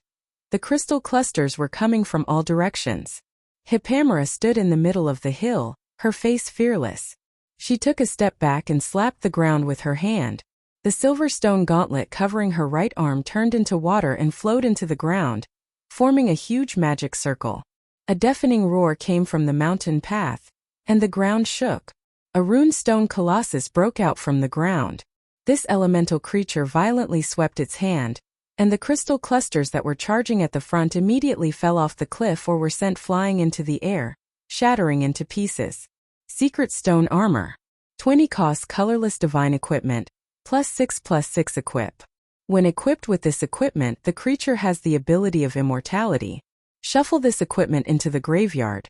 Search for a creature whose cost does not exceed this card, and put it into play. The power of the 88 runestone colossus was almost equivalent to a creature at the peak of elemental activation, and it controlled the highest elemental stone, earth. It roared into the sky, and countless stone spikes sprouted out of the ground like bamboo shoots after a rain. The purple sea above the mountain path was emptied, but Hippamera did not slack off. Stone! She ordered her summoned creature to put down its arm, and rushed along its arm all the way to the top of the colossus' head. She jumped up high, and when she landed, her feet touched the sharp rocks. The earth seemed to listen to the command of the priestess, and pushed her forward like a wave, passing over the heads of the crystal clusters. Just as she passed by the area, a purple flash appeared behind her, and a giant crystal cluster behemoth fell out of the rift created by the teleportation, and fell into this world. Be careful of the secret crystal lords. They are proficient in long-range attacks. You better hurry, there are more of them. The huge shadow of the seven-pole dragon king, Wuxia, covered half the sky, and hovered between the peaks, almost as tall as the entire sacred mountain. 7 long horns pierced the sky, and she raised her head and gave a warning. Several purple arcs of light had already streaked across the valley, piercing through the runestone colossus. Hippamera revealed the last artifact card in her hand. Sacred Artifact of Transference. Negate all protection. Counterattack when any player casts a spell, and add a transference counter to the sacred artifact. When the counter reaches 3, remove the transference counter and sacrifice it. Search your deck for an artifact card, put it onto the battlefield, and equip it on a creature you control. Then shuffle your deck. The arcs of light hit a pale white light barrier. Then, the same number of arcs of light shot out from the light barrier at the same time, flying towards their origin. A few secret crystal lords were immediately devoured by the grayish-white flames, turning into a pile of gray powder in an instant. Hippamera had just landed on the ground, and the many crystal clusters behind her had already turned into fragments.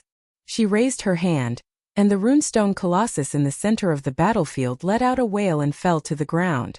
Under the attack of the many crystal clusters, it shattered into pieces. However, a beam of white light shot out from its wreckage, crossing half of the battlefield in an arc and landing in the hands of the priestess. It was a huge sword burning with blazing white flames. When the runestone colossus enters the graveyard, search the graveyard for an artifact card, put it onto the battlefield, and equip it on a creature you control. It was the Tianming sword. 22 cost. Colorless artifact. The creature wearing this artifact gets +2/+2, and has anti-white protection and anti-black protection abilities. Whenever the creature wearing this artifact deals combat damage to the target, its owner gains 3 HP, and you can transfer up to 1 target creature card from your graveyard to your hand. Hippamera held the sacred sword in her hand, and her strength was close to the late stage of the elemental enlightenment after the buff. At the same time, the sacred artifact of transference in the air had turned into a pool of silver liquid. It changed its shape and formed a set of silver armor that covered her body. Ancient silver armor. The creature wearing this artifact gets +6/+6.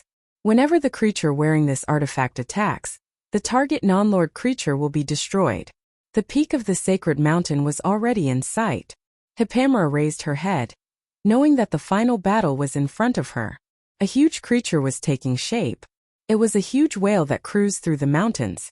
Its huge fins could cover half the mountainside, and its gray skin was covered with tumor-like crystalline protrusions. On its spindle-shaped head, a long crystal horn pointed towards the sky. The Leviathan's heir. Although it was not the true lord of chaos, it was the most powerful of all the lords. Facing such a monster, Even Hippamera could not help but change her expression. Why would there be such a creature in this place? Countless crystal shards fell from the sky, and the moment these crystals left the body of the whale, they turned into countless crystal worms. These were the Kyger crystal worms, the vanguard of the crystal worm army. They attacked as soon as they took shape. These monsters were not powerful, but their numbers were shocking. Hippamera looked up. Half the sky was an eye-catching purple-red, like a flowing crystal river. She took a step back and waved her hand. A shining silver eagle immediately shot out from her hand and into the clouds. A moment later, pieces of silver light fell from the clouds, whistling through the sky. It was a group of silver eagles swooping down from the clouds. Eagle Squadron. When the Eagle Squadron enters the battlefield, you can search your deck for up to 3 cards named Eagle Squadron. Reveal these cards, place them in your hand, and shuffle your deck. The huge group of eagles was like a silver arrow that stretched across the sky. It made a huge turn in the air, and then bit down on the purple-red river. The giant eagles and the Kyger crystal worms fought each other, and the two sides clashed, causing corpses to fall like rain. After the torrent of amethysts in the sky was split by the silver arrow, it formed 2 thin lines that crossed Hippamera. Although there were still crystal worms that whistled past her head from time to time, these weak creatures could not pose any threat to the priestess. Hippamera gripped the Tianming sword tightly. With the support of the ancient silver armor, her current strength was infinitely close to the pinnacle state. Those fishes that slipped through her net were nothing more than dust to her. With a sweep of her giant sword, they were reduced to ashes. Hippamera continued to release the Eagle Squadron as she advanced, although there were only 4 Eagle Squadrons in a deck. However, the Tianming sword's ability to return to the graveyard continuously pulled them back to the battlefield. Very quickly, she was already extremely close to the giant whale. "Keep going," Fuchsia's voice boomed from the sky. "Behind that monster is the peak of the sacred mountain. The core of the legacy lies within the sacred temple." Without saying a word, Hippamera stepped onto the edge of the cliff. She swung her sword and hacked the crystal cluster that was pouncing at her face, then leaped up and spread out a pair of metal wings behind her. It was a divine artifact creature, a vibrator. She grabbed the frame of the vibrator and slowly glided towards the giant whale in the valley. The descendant of the Leviathan seemed to have sensed her intentions. It let out a low roar and swung its tail towards Hippamera. However, as soon as the vibrator flew up, it barely missed the whale's tail. However, the airflow brought about by the whale's tail caused her to fly up and down. Hippamera had no choice but to let go of the vibrator and land heavily on the back of the giant whale from a height of a few hundred meters. The Leviathan was neither dead nor alive, but legend had it that its race was always alone. In the boundless sea of chaos, ever since the beginning of the world, only one Leviathan had ever been born. It was the true ruler of chaos. It had the ability to imprison all powers, elements, and energy. Even elements and laws themselves would be locked down. The offspring of Leviathan, or rather the projection of the behemoth in the material world, did not have this ability, but it was enough to make most of the elements lose their effects. There was also an anti-magic area around its huge body, which was dozens of miles wide. The spells of mortals could not work here at all, but there was only one ability that the creatures of chaos could never control, and that was the power of a planeswalker. Every planeswalker comes from a legacy. There will never be more or less planeswalkers in this world. Different legacies may be absent in a certain era, but they will one day reappear in this world.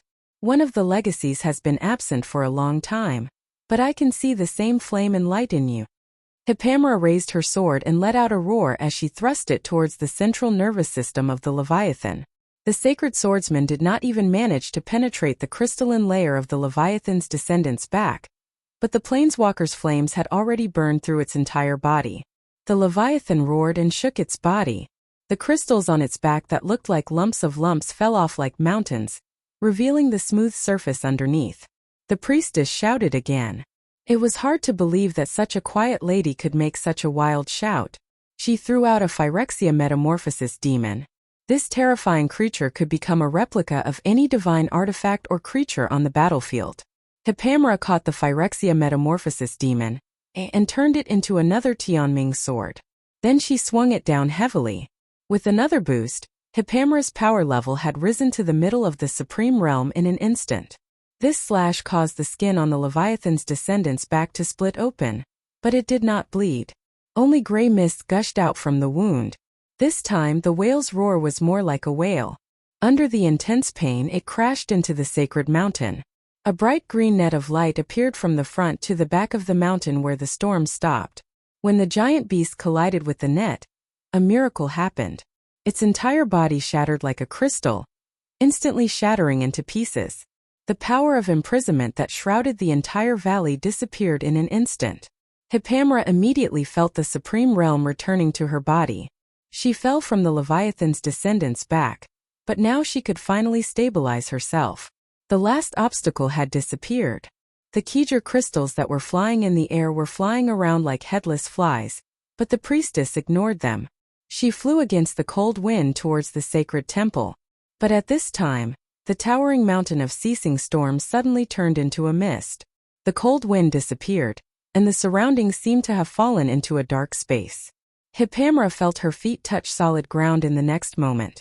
She was stunned for a moment before she saw the mist in front of her. And in front of her, there was a golden card floating in the darkness. Looking at the card, Hippamra seemed to understand something. She silently walked up and reached out to the card. But the next moment, what she held in her hand was not a card. It was a sharp sword that was entwined with black and green light. The Sword of Fengling. 21 costs colorless divine equipment. Creatures who wear this equipment will gain +2/+2 and have anti-black and anti-green protection. Whenever a creature wearing this equipment causes combat damage to an enemy, all lands under your control will be reset. This sword, when Hippamra saw the sword, she could not help but be stunned. In the darkness, Fuchsia's figure appeared. She had transformed into a black-haired woman wearing a black robe and a crown. Her appearance could not be said to be beautiful, but it was so majestic that it was suffocating. Especially that pair of eyes that burned with golden flames. You should recognize it. This is the sword of Famine Lorenshire, the divine equipment of Himalud. But it also has another origin. When the Azure Knight called out the names of Himalud and Gaia in the mountains in search for the Azure Lance, it was the goddess who gave him this sword.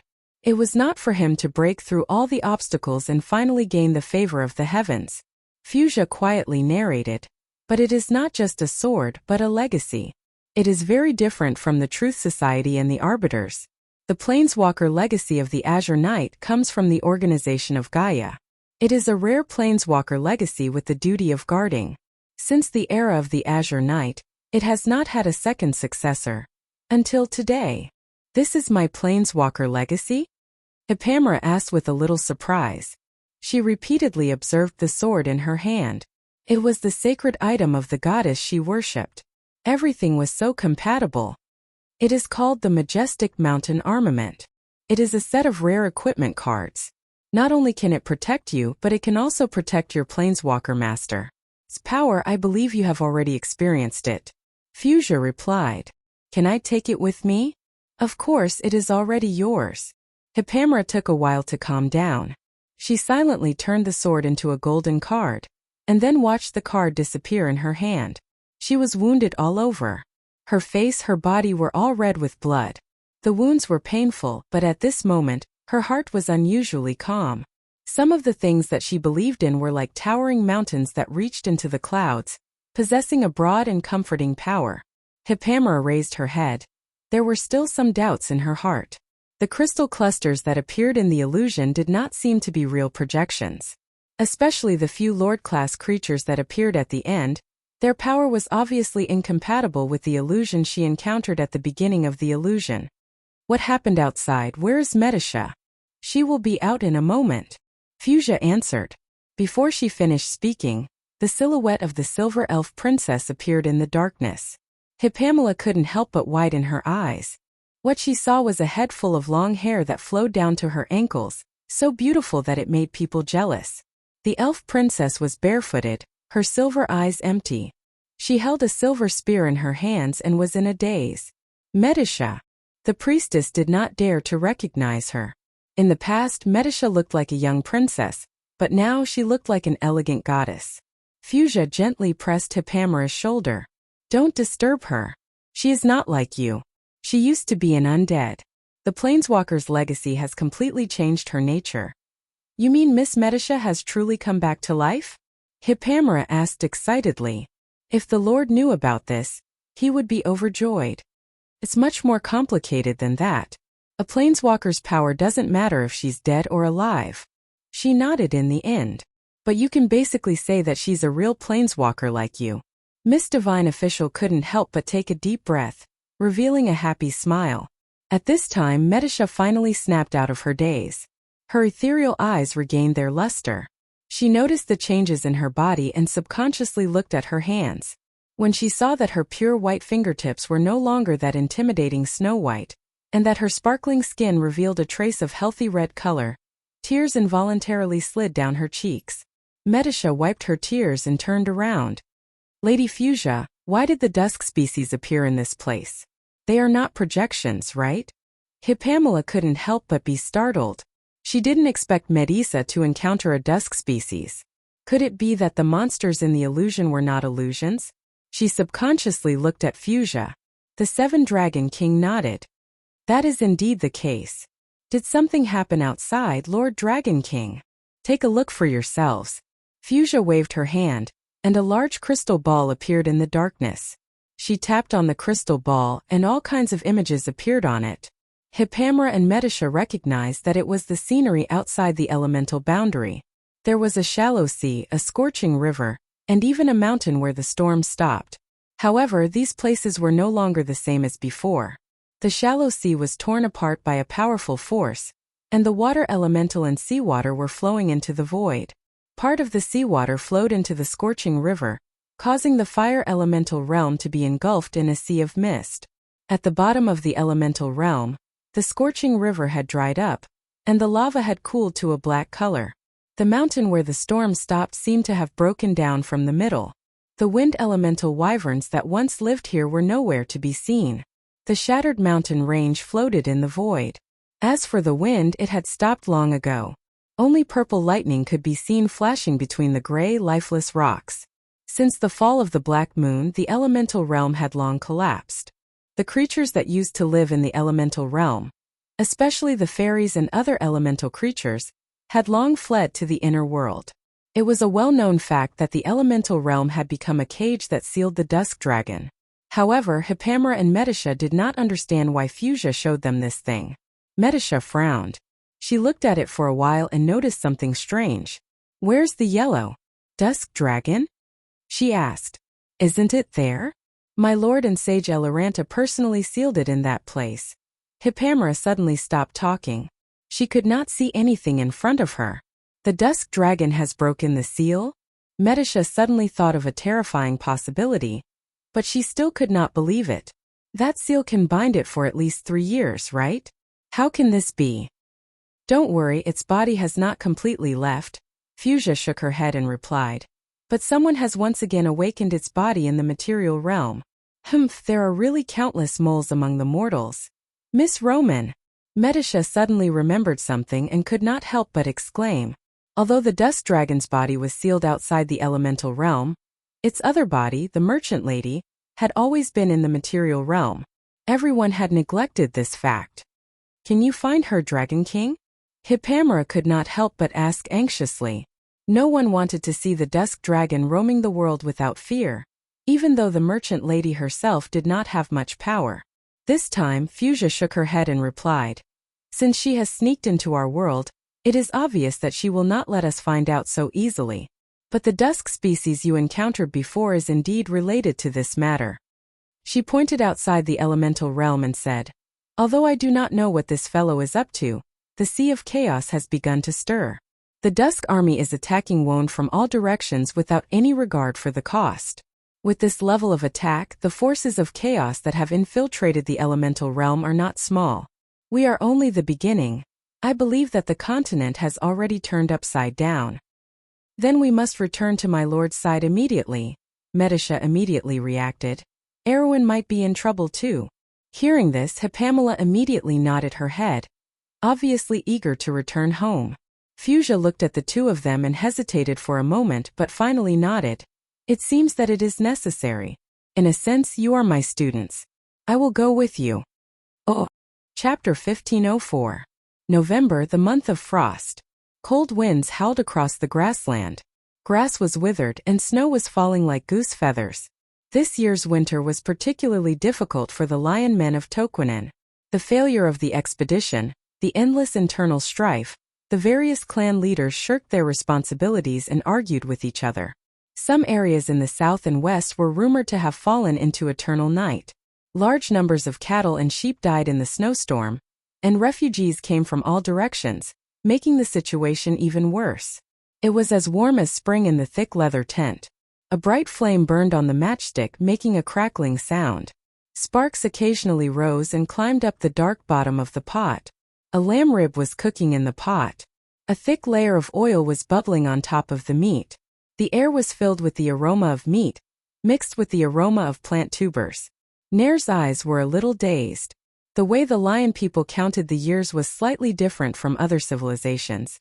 Due to the lack of farming culture, they divided the two most important seasons of the year by the withering and flourishing of the plants on the grassland. 1 year passed when the plants on the grassland withered and the other flourished. That seemed to be something that happened not too long ago. It was the season of the year when the vegetation was the most flourishing. The clansmen were in high spirits, and he had just completed his coming-of-age ceremony. He had tied his pure white mane into a hair whip and wholeheartedly wanted to become the greatest warrior of the lion clan. Just like his ancestors, he wanted to reclaim Toquinen's long-lost honor. At that time, everything seemed to be going in the best direction. But in the blink of an eye, they had lost everything. He had lost his childhood playmate, his father, and many other people close to him. The lion beast men of Toquinen, on the other hand, had their spines broken. They could not stand up again. This harsh winter had brought disaster to the clan. The lion man Xiaonan was confused. Toquinen had lost its glory. When would they be able to take it back? Nair, Nair. The person beside him reminded him in a low voice. Only then did Nair come back to his senses. The tent was bustling with activity. The leaders of 7 or 8 clans surrounded the 3 humans, their green eyes filled with evil intentions. The atmosphere in the tent was tense. The human knight had his hand on the hilt of his sword, looking alert. The wizard's hand was hidden under his sleeve, holding something. Only the human who claimed to be the envoy had a normal expression on his face under the hood. Nair glanced at them with his pale green eyes. After my father's death, I don't have much to do now. I just want to lead my people through this difficult winter, the young lion man said. He stood up, the brass rings on his mane clinking against each other. The Toquinen people may have lost their beloved king for a while, but that doesn't mean we have fallen. We will not ally ourselves with the humans. This winter is very cold, the human girl standing in the middle said. Half of her pretty face was exposed under her hood, and she smiled faintly. Tomorrow's winter will be even colder. Can I take it that you're provoking us? Nair frowned. But I won't argue with a woman. You can leave. The young girl raised her head, and everyone felt their hearts skip a beat. Her eyes shone like the stars in the night sky, and they seemed to be able to see through people's hearts. I am the daughter of Duke Diomedes. Do you dare to make a bet with me, Your Highness Nair? What bet? Nair clearly did not want to be looked down upon by a woman. I will convince you. The bet is the future of the Toquinen lionmen. What if you lose? I will marry you. The young lion man's heart skipped a beat. Lionmen's females were slender, and their beauty standards were not that different from humans. But no matter what, he could not deny the beauty of the young girl in front of him. Her eyes were so sharp that they could see through people's hearts. He fell silent at first sight, but he still shook his head. I can't accept this. The young girl did not seem to mind. She glanced at her companion, and the wizard took out an old piece of parchment from under his sleeve. Under everyone's watchful eyes, the wizard carefully unfolded the parchment and placed it in front of the lionmen leaders. When they saw the parchment, the expressions of the lionmen changed. Nair clenched his fists, and he felt a rush of blood to his head. His eyes blazed with anger as he glared at the young girl. Her face, which he had thought was pure and beautiful, was now twisted and vicious in his eyes. It was only a crumpled piece of parchment, and it did not seem to be complete. The yellowed, charred, and cracked paper was densely filled with words, but in the blank corner, there was a somewhat black claw print. The paw print was torn from the middle, like a mark of humiliation, twisting and turning to separate the history and honor of the Lion Men. Under the pressure of the Darkness Dragon, the Temple of the Earth was the first to withdraw from the sacred covenant. The furious Flame King Gretel tore the oath of the Toquinen people in front of the king of the Lion Men, and threw it in front of his former best friend. The Lion Man's hero, the Lion King of the Toquinen people, was too ashamed to face his best friend, and did not have the face to take away his half of the covenant. And so this eternal shame stayed with Cruz for nearly 1,000 years. This was also the hatred that the Lion Beast Men of Toquinen bore for generations. Their former king was forced by the orders of the Temple of Earth. Not long after the greatest hero in the history of the Lion Beast Men withdrew from the covenant, he died of depression. And Nair's family was the inheritor of that great name. Today, 1,000 years later, we all know the truth, the young girl replied quietly. The Lion King used his own way to end his guilt, but we can't change history. For 1,000 years, the Toquinen people have suffered undeserved condemnation. My father only asked me to return it to you. Nair was stunned. The leaders of the Lion Men were also stunned. That was the long-lost glory of Toquinen, lying there quietly. He instinctively wanted to reach out and grab it, but it was too difficult. 1,000 years of regret, because of failure and the inferiority of the betrayers, the Lion Men were trapped in this barren grassland. The wish of countless people night after night made every Lion Man king want to go back to that moment, even if it meant death, to change Toquinen's fate. But people could not change history. Confusion, inferiority, and self-doubt. This was the mentality of many Toquinen people. The tragedy seemed to have been cast from the beginning. A history without heroes was as bleak as an eternal night for a people, because they were the descendants of the betrayers. But the young Lion Man finally clenched his fists. What do you want? He asked calmly. The pride and honor of a people were not earned by charity. If the ancestors had done wrong, the descendants had to make up for it. The young girl looked up at the Lion Man King. He was only a young boy, but he already had the bearing of a king. This winter is very cold. Many people will die on the grasslands. She looked at the heavy snow outside the tent. Next winter may be even colder. The food on the grasslands can't feed so many people. We have to abandon the elderly and kill the weak babies. Perhaps only 1 in 10 newborns can grow up in hunger. How many young adults did Toquinen lose this year? How long will it take for them to recover? She looked back and smiled warmly. Your Highness Nair, we only have one request, and that is to escort us out of this grassland. After that, she bowed to the crowd and turned to leave. It was quiet in the tent.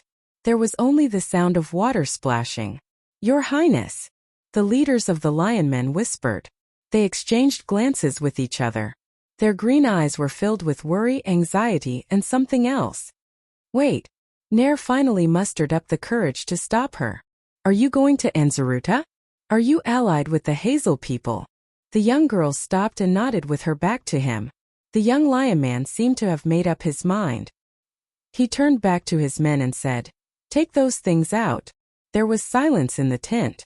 The servants brought in a box and carefully placed the contents of the box on the short table, connecting it with the torn parchment. It was the torn Treaty of Alliance that the Lion Beast Men had found over the past hundreds of years.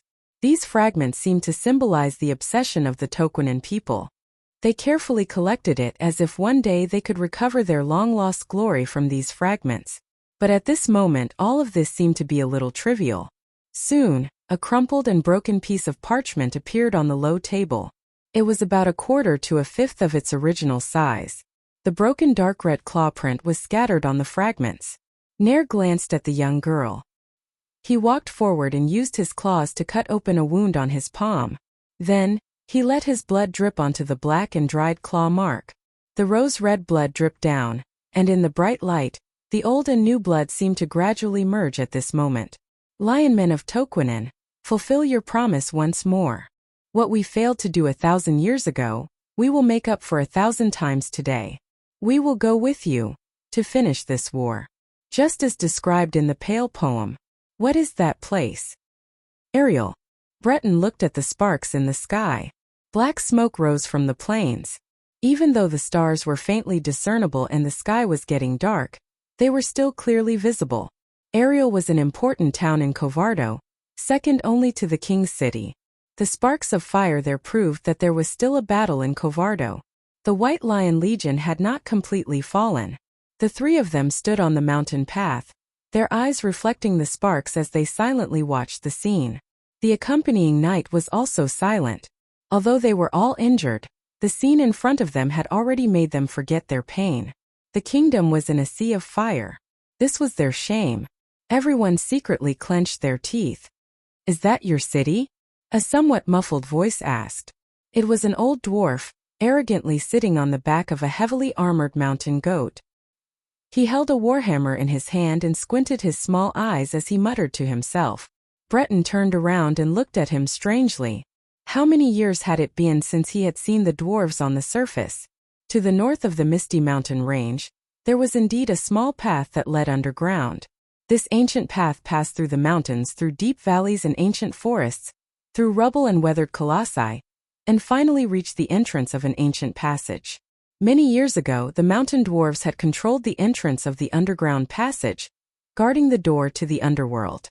They built halls deep in the mountains. These halls were intricately connected and formed the Dwarven city. When the Dwarven kingdom was at its most prosperous, they had even built a huge empire. But with the decline of the Argent clan, the Rune dwarves and the Argent plains disappeared. The dwarves' glory was gone, and the empire fell apart, leaving behind countless ruins in the darkness of the underground. In the War of the Holy Saints, the dwarves of the Chong Mountain tribe betrayed the allied forces of the humans and elves. From then on, they were rarely seen in the surface world. There were a few dwarven adventurers in human society, but they were not actually residents of the Dwarven kingdom. They were a minority that grew up in human society. But these dwarves were obviously different. The dwarf sat on the saddle cushion of his mountain goat. The saddle was as tall as a small mountain. Erwin did not have such a saddle. Moreover, the dwarf's clothes were gorgeous. He wore gold and silver, and the necklace in front of his chest was studded with agates, rubies and sapphires. The heavy dwarven armor was like a work of art. Although Breton did not know much about precious metals, he could tell at a glance that the material of this armor was not simple. He turned to look at the countess behind him. Dilfri's face was pale as she hugged a long box. She mouthed to the two of them, "Mithril." This dwarf's background was obviously not simple. Breton nodded silently in response to the dwarf's question. The dwarf stroked the beard in front of his chest. His large brown beard was woven with brass rings, like a few forked flames. The rings were engraved with intersecting patterns. That was the family emblem of the dwarven nobility. Every dwarven clan was different. Their compatriots living on the surface had long forgotten these traditions.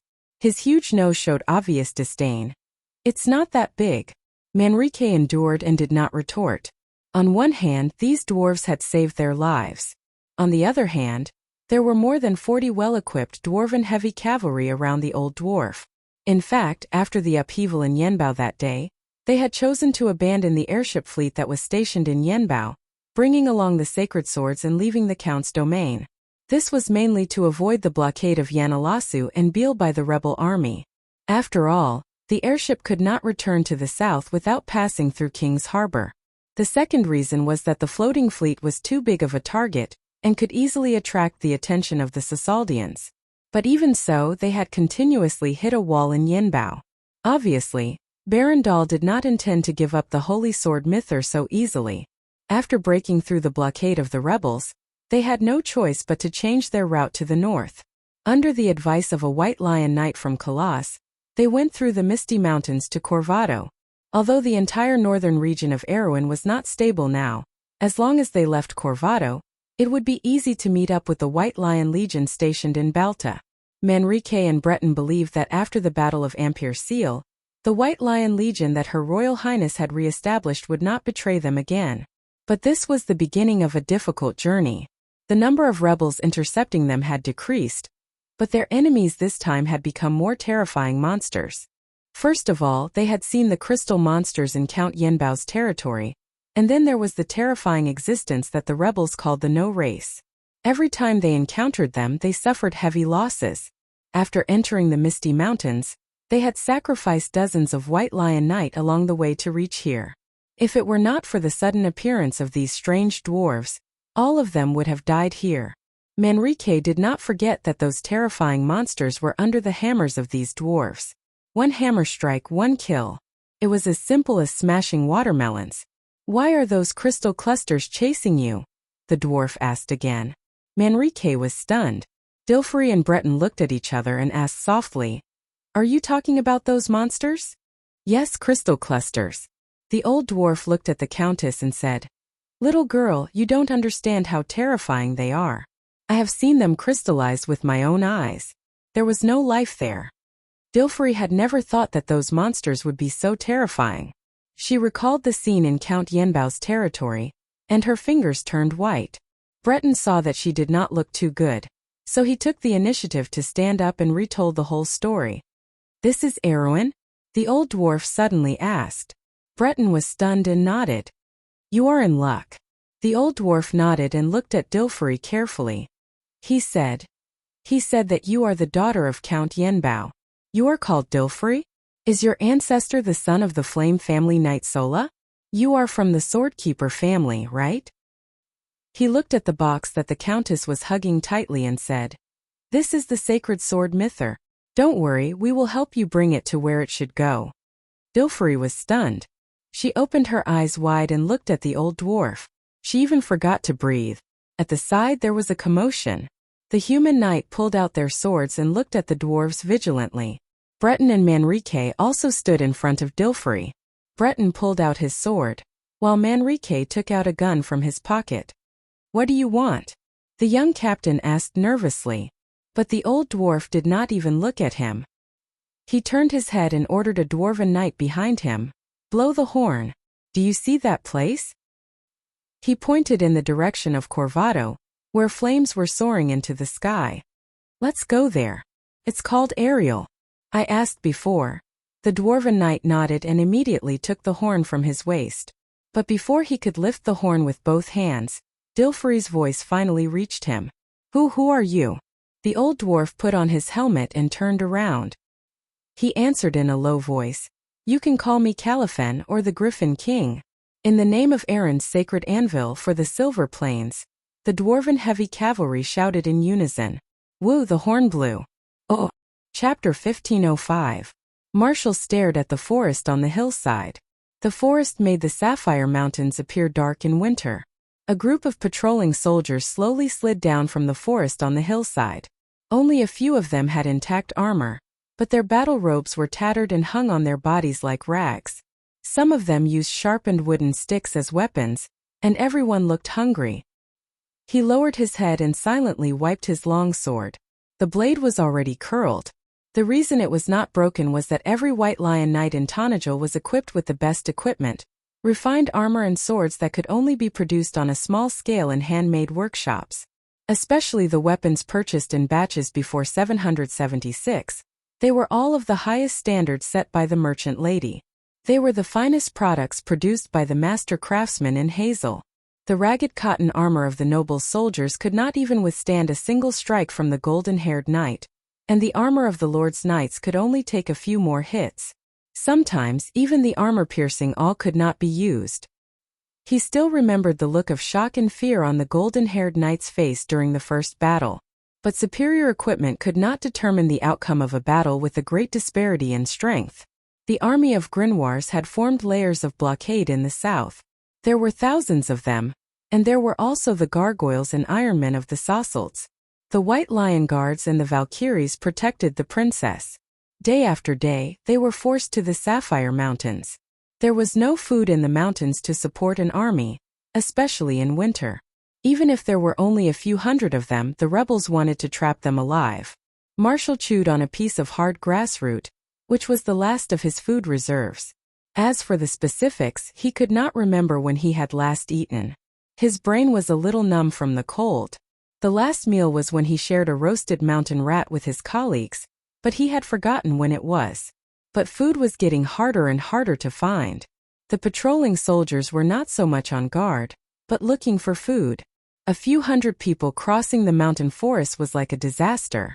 They even had to dig a layer of the frozen soil to look for hibernating animals.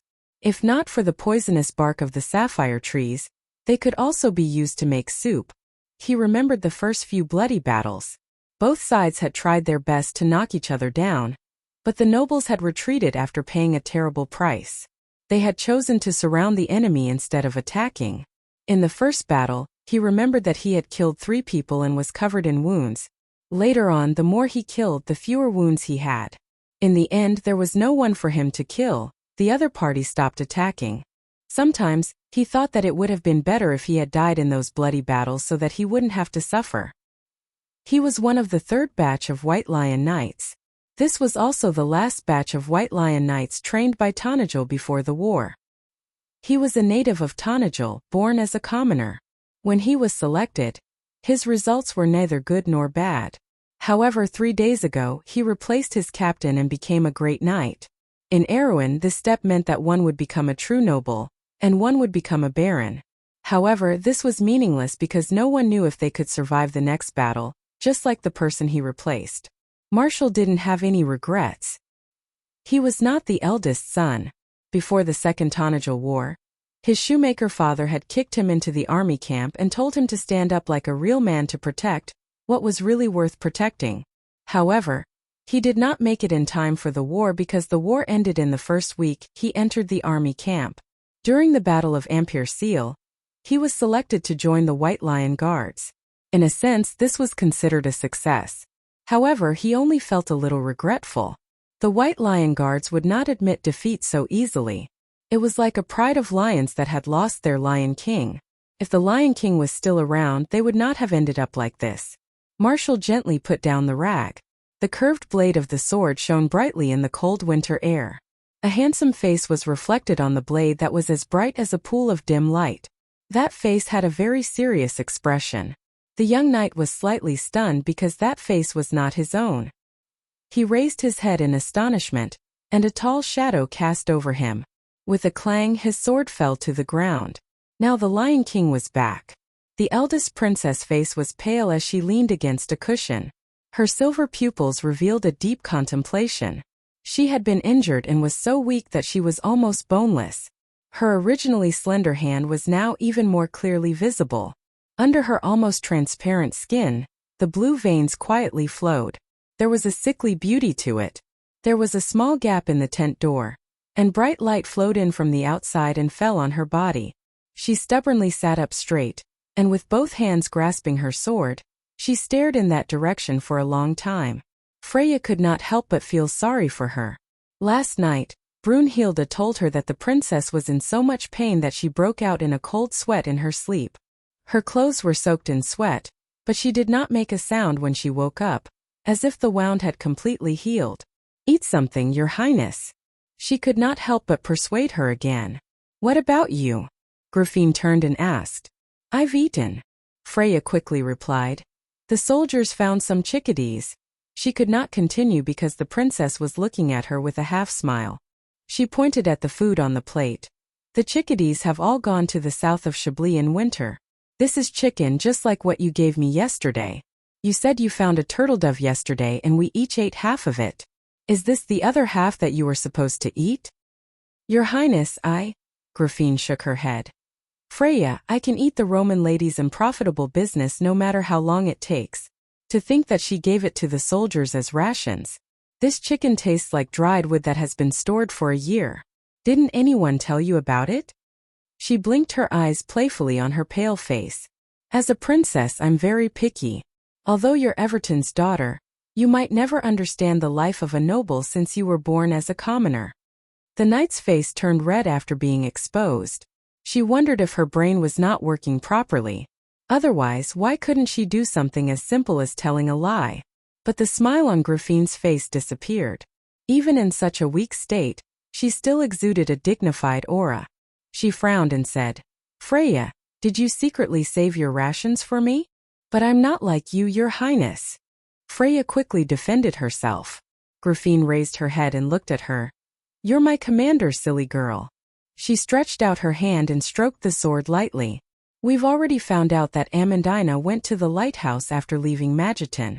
If we move closer to Grimoires, we'll have a chance to save her.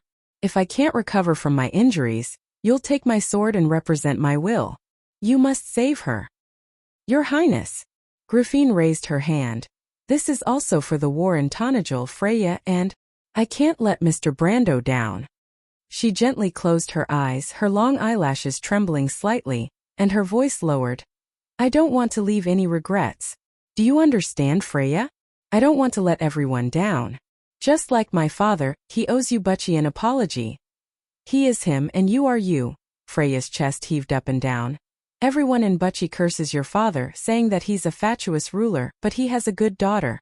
For you, we're even willing to forgive your father's mistakes. Because we only hope that your Highness can live well. And one day, under her watch, everything in this kingdom will become better than before. Griffine's eyes were a little red and she smiled. Don't worry, I won't give up so easily. Even in the darkest moment. I've never been defeated. I'm Halifa's daughter, and the blood of the Holy King flows in my body. No one can defeat me, not even death. Her words suddenly stopped. Her silver eyes were a little frozen. Freya was just about to say something, but a slender hand was already placed on her shoulder. Freya almost froze. She clearly felt someone enter the tent, but she thought it was Brunhilde, because the Valkyries didn't report. But as soon as she felt the familiar warmth of the hand on her shoulder, she immediately understood that. Who's back? The strong female knight's eyes were immediately covered with a layer of water. Her eyes were as red as a rabbit's, and when she turned her head, tears burst out of her eyes. She wanted to tell the person in front of her how difficult their situation was. She wanted to tell this person how worried she was about the war in Tonajul. She wanted to tell him that Amandina had been taken away by those people, and she didn't know if she was alive or dead. She wanted to cry out loud just like a child. But duty made her stand in place, and she still let the tears flow down her face. She looked at the familiar face in front of her with teary eyes. Brando looked at the crying Valkyrie with some heartache. He never thought that the flag of Aween in his memory would one day be helpless in front of him, like a child without feet. Strong and firm, weak and slender. The moment when the two different kinds of beauty intersected, it deeply touched the softest part of his heart. But the princess was still at the side, and Brando could only gently wipe away the tears on the Valkyrie's face. I'm sorry, ladies, I'm late. But in my opinion it's always just right. The princess replied with a faint smile. In the narrow tent, the two of them looked at each other in silence. One of them stood. One of them sat on the bed. Freya suddenly understood that he and the princess might have a lot to talk about. Her tears were still wet, and she hugged Brando tightly, secretly holding his hand. Brando understood what she meant, and he sighed in his heart at this kind girl. He smiled at her and nodded. I'm going to see Miss Brunhilde. She might have something to ask me. Miss Knight found a poor excuse and turned to leave. When the two of them passed by each other, Brando whispered in her ear. There's food outside, I brought some supplies for you. Freya's face turned red, and she ran away without looking back. Princess Griffine watched the interaction between the two of them with an astute attitude. Her eyes were bright and she smiled slightly, but she was actually a little concerned. No one can defeat you, not even death, your highness. Brando looked at his princess. Because they can't reach you at all. Your knight is in front of you, and no one can do it without my permission. No one can do it with your permission, Princess Griffine added. Mr. Knight, you seem to have experienced a lot. Yes, is there a hint of vicissitudes? No. After saying this, even though she was very weak, she couldn't help but laugh. Brando also felt the change in the princess. She had become more mature. Perhaps this was the real her, and gradually overlapped with the shadow in his memory. He took out the angel's heart bottle and motioned for her to drink, but the elven girl was unmoved and only looked at him with expectant eyes. Brando was stunned, and then his heart jumped slightly. He helped the weak girl up, and the two of them snuggled in an ambiguous way. The fairy princess looked at him with trust.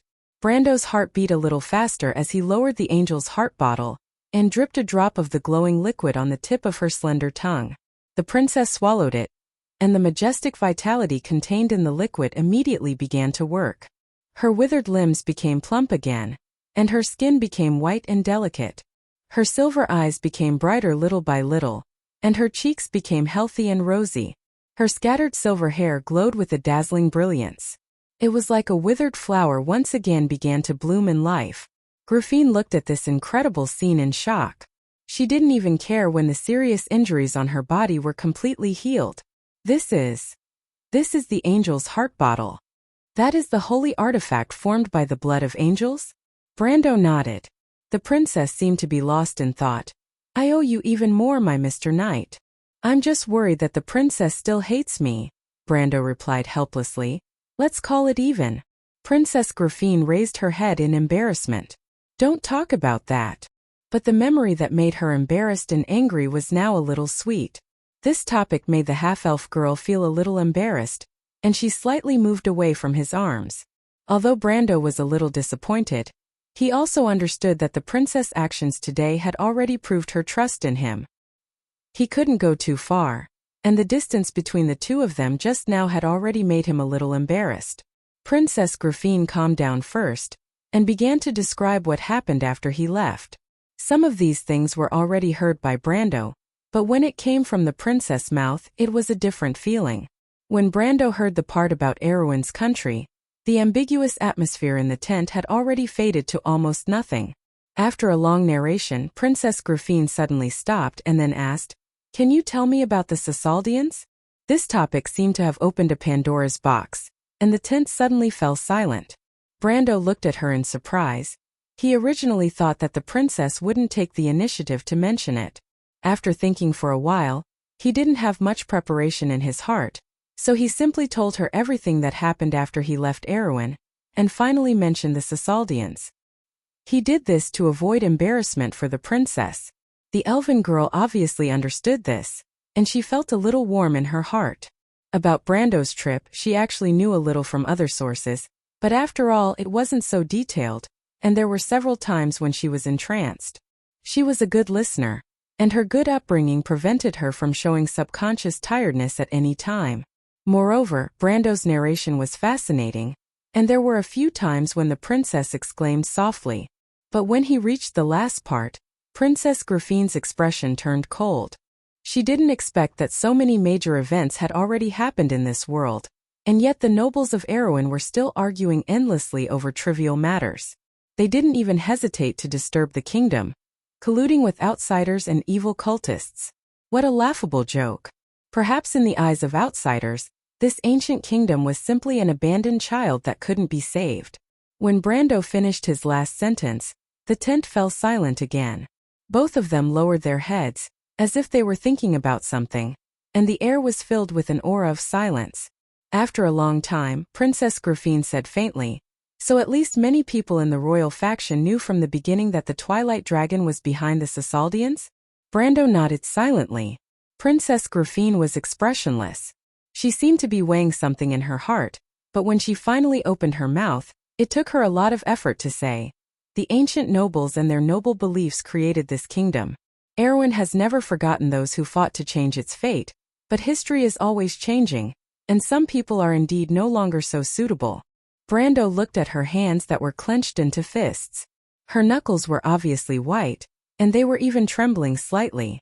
She was born in the flourishing era and had witnessed the best spirit of this kingdom. But she had also witnessed her father die under cold-blooded politics. She hated this outdated system more than anyone else, but she also had a rare warmth in her heart. However, at this very moment, with just one sentence, she had ended the lives of countless people, including those who had worked with her before, those who had supported her, her friends, and even her maternal grandfather, the relative who had reached out to her when she was in a desperate situation. But if the history of a kingdom could not move forward in a pool of blood, then it could only turn to dust in the flames. Brendel wanted to comfort the weak girl, but he said, "Don't worry. It's not enough." Princess Griffin raised her head and stared at him coldly with her silver eyes. "This time, Your Highness, don't forget that I'm also on the opposite side of you." The princess took a deep breath, as if she had already made a great decision. "I'll marry you and we have a marriage contract. In the future you can—" Brando smiled bitterly. Although it was also a political marriage, he felt a little warm in his heart. At least he understood that in her heart, His position could even be on par with her ideals and beliefs. He looked at the princess, but he did not want to see her softening at this time.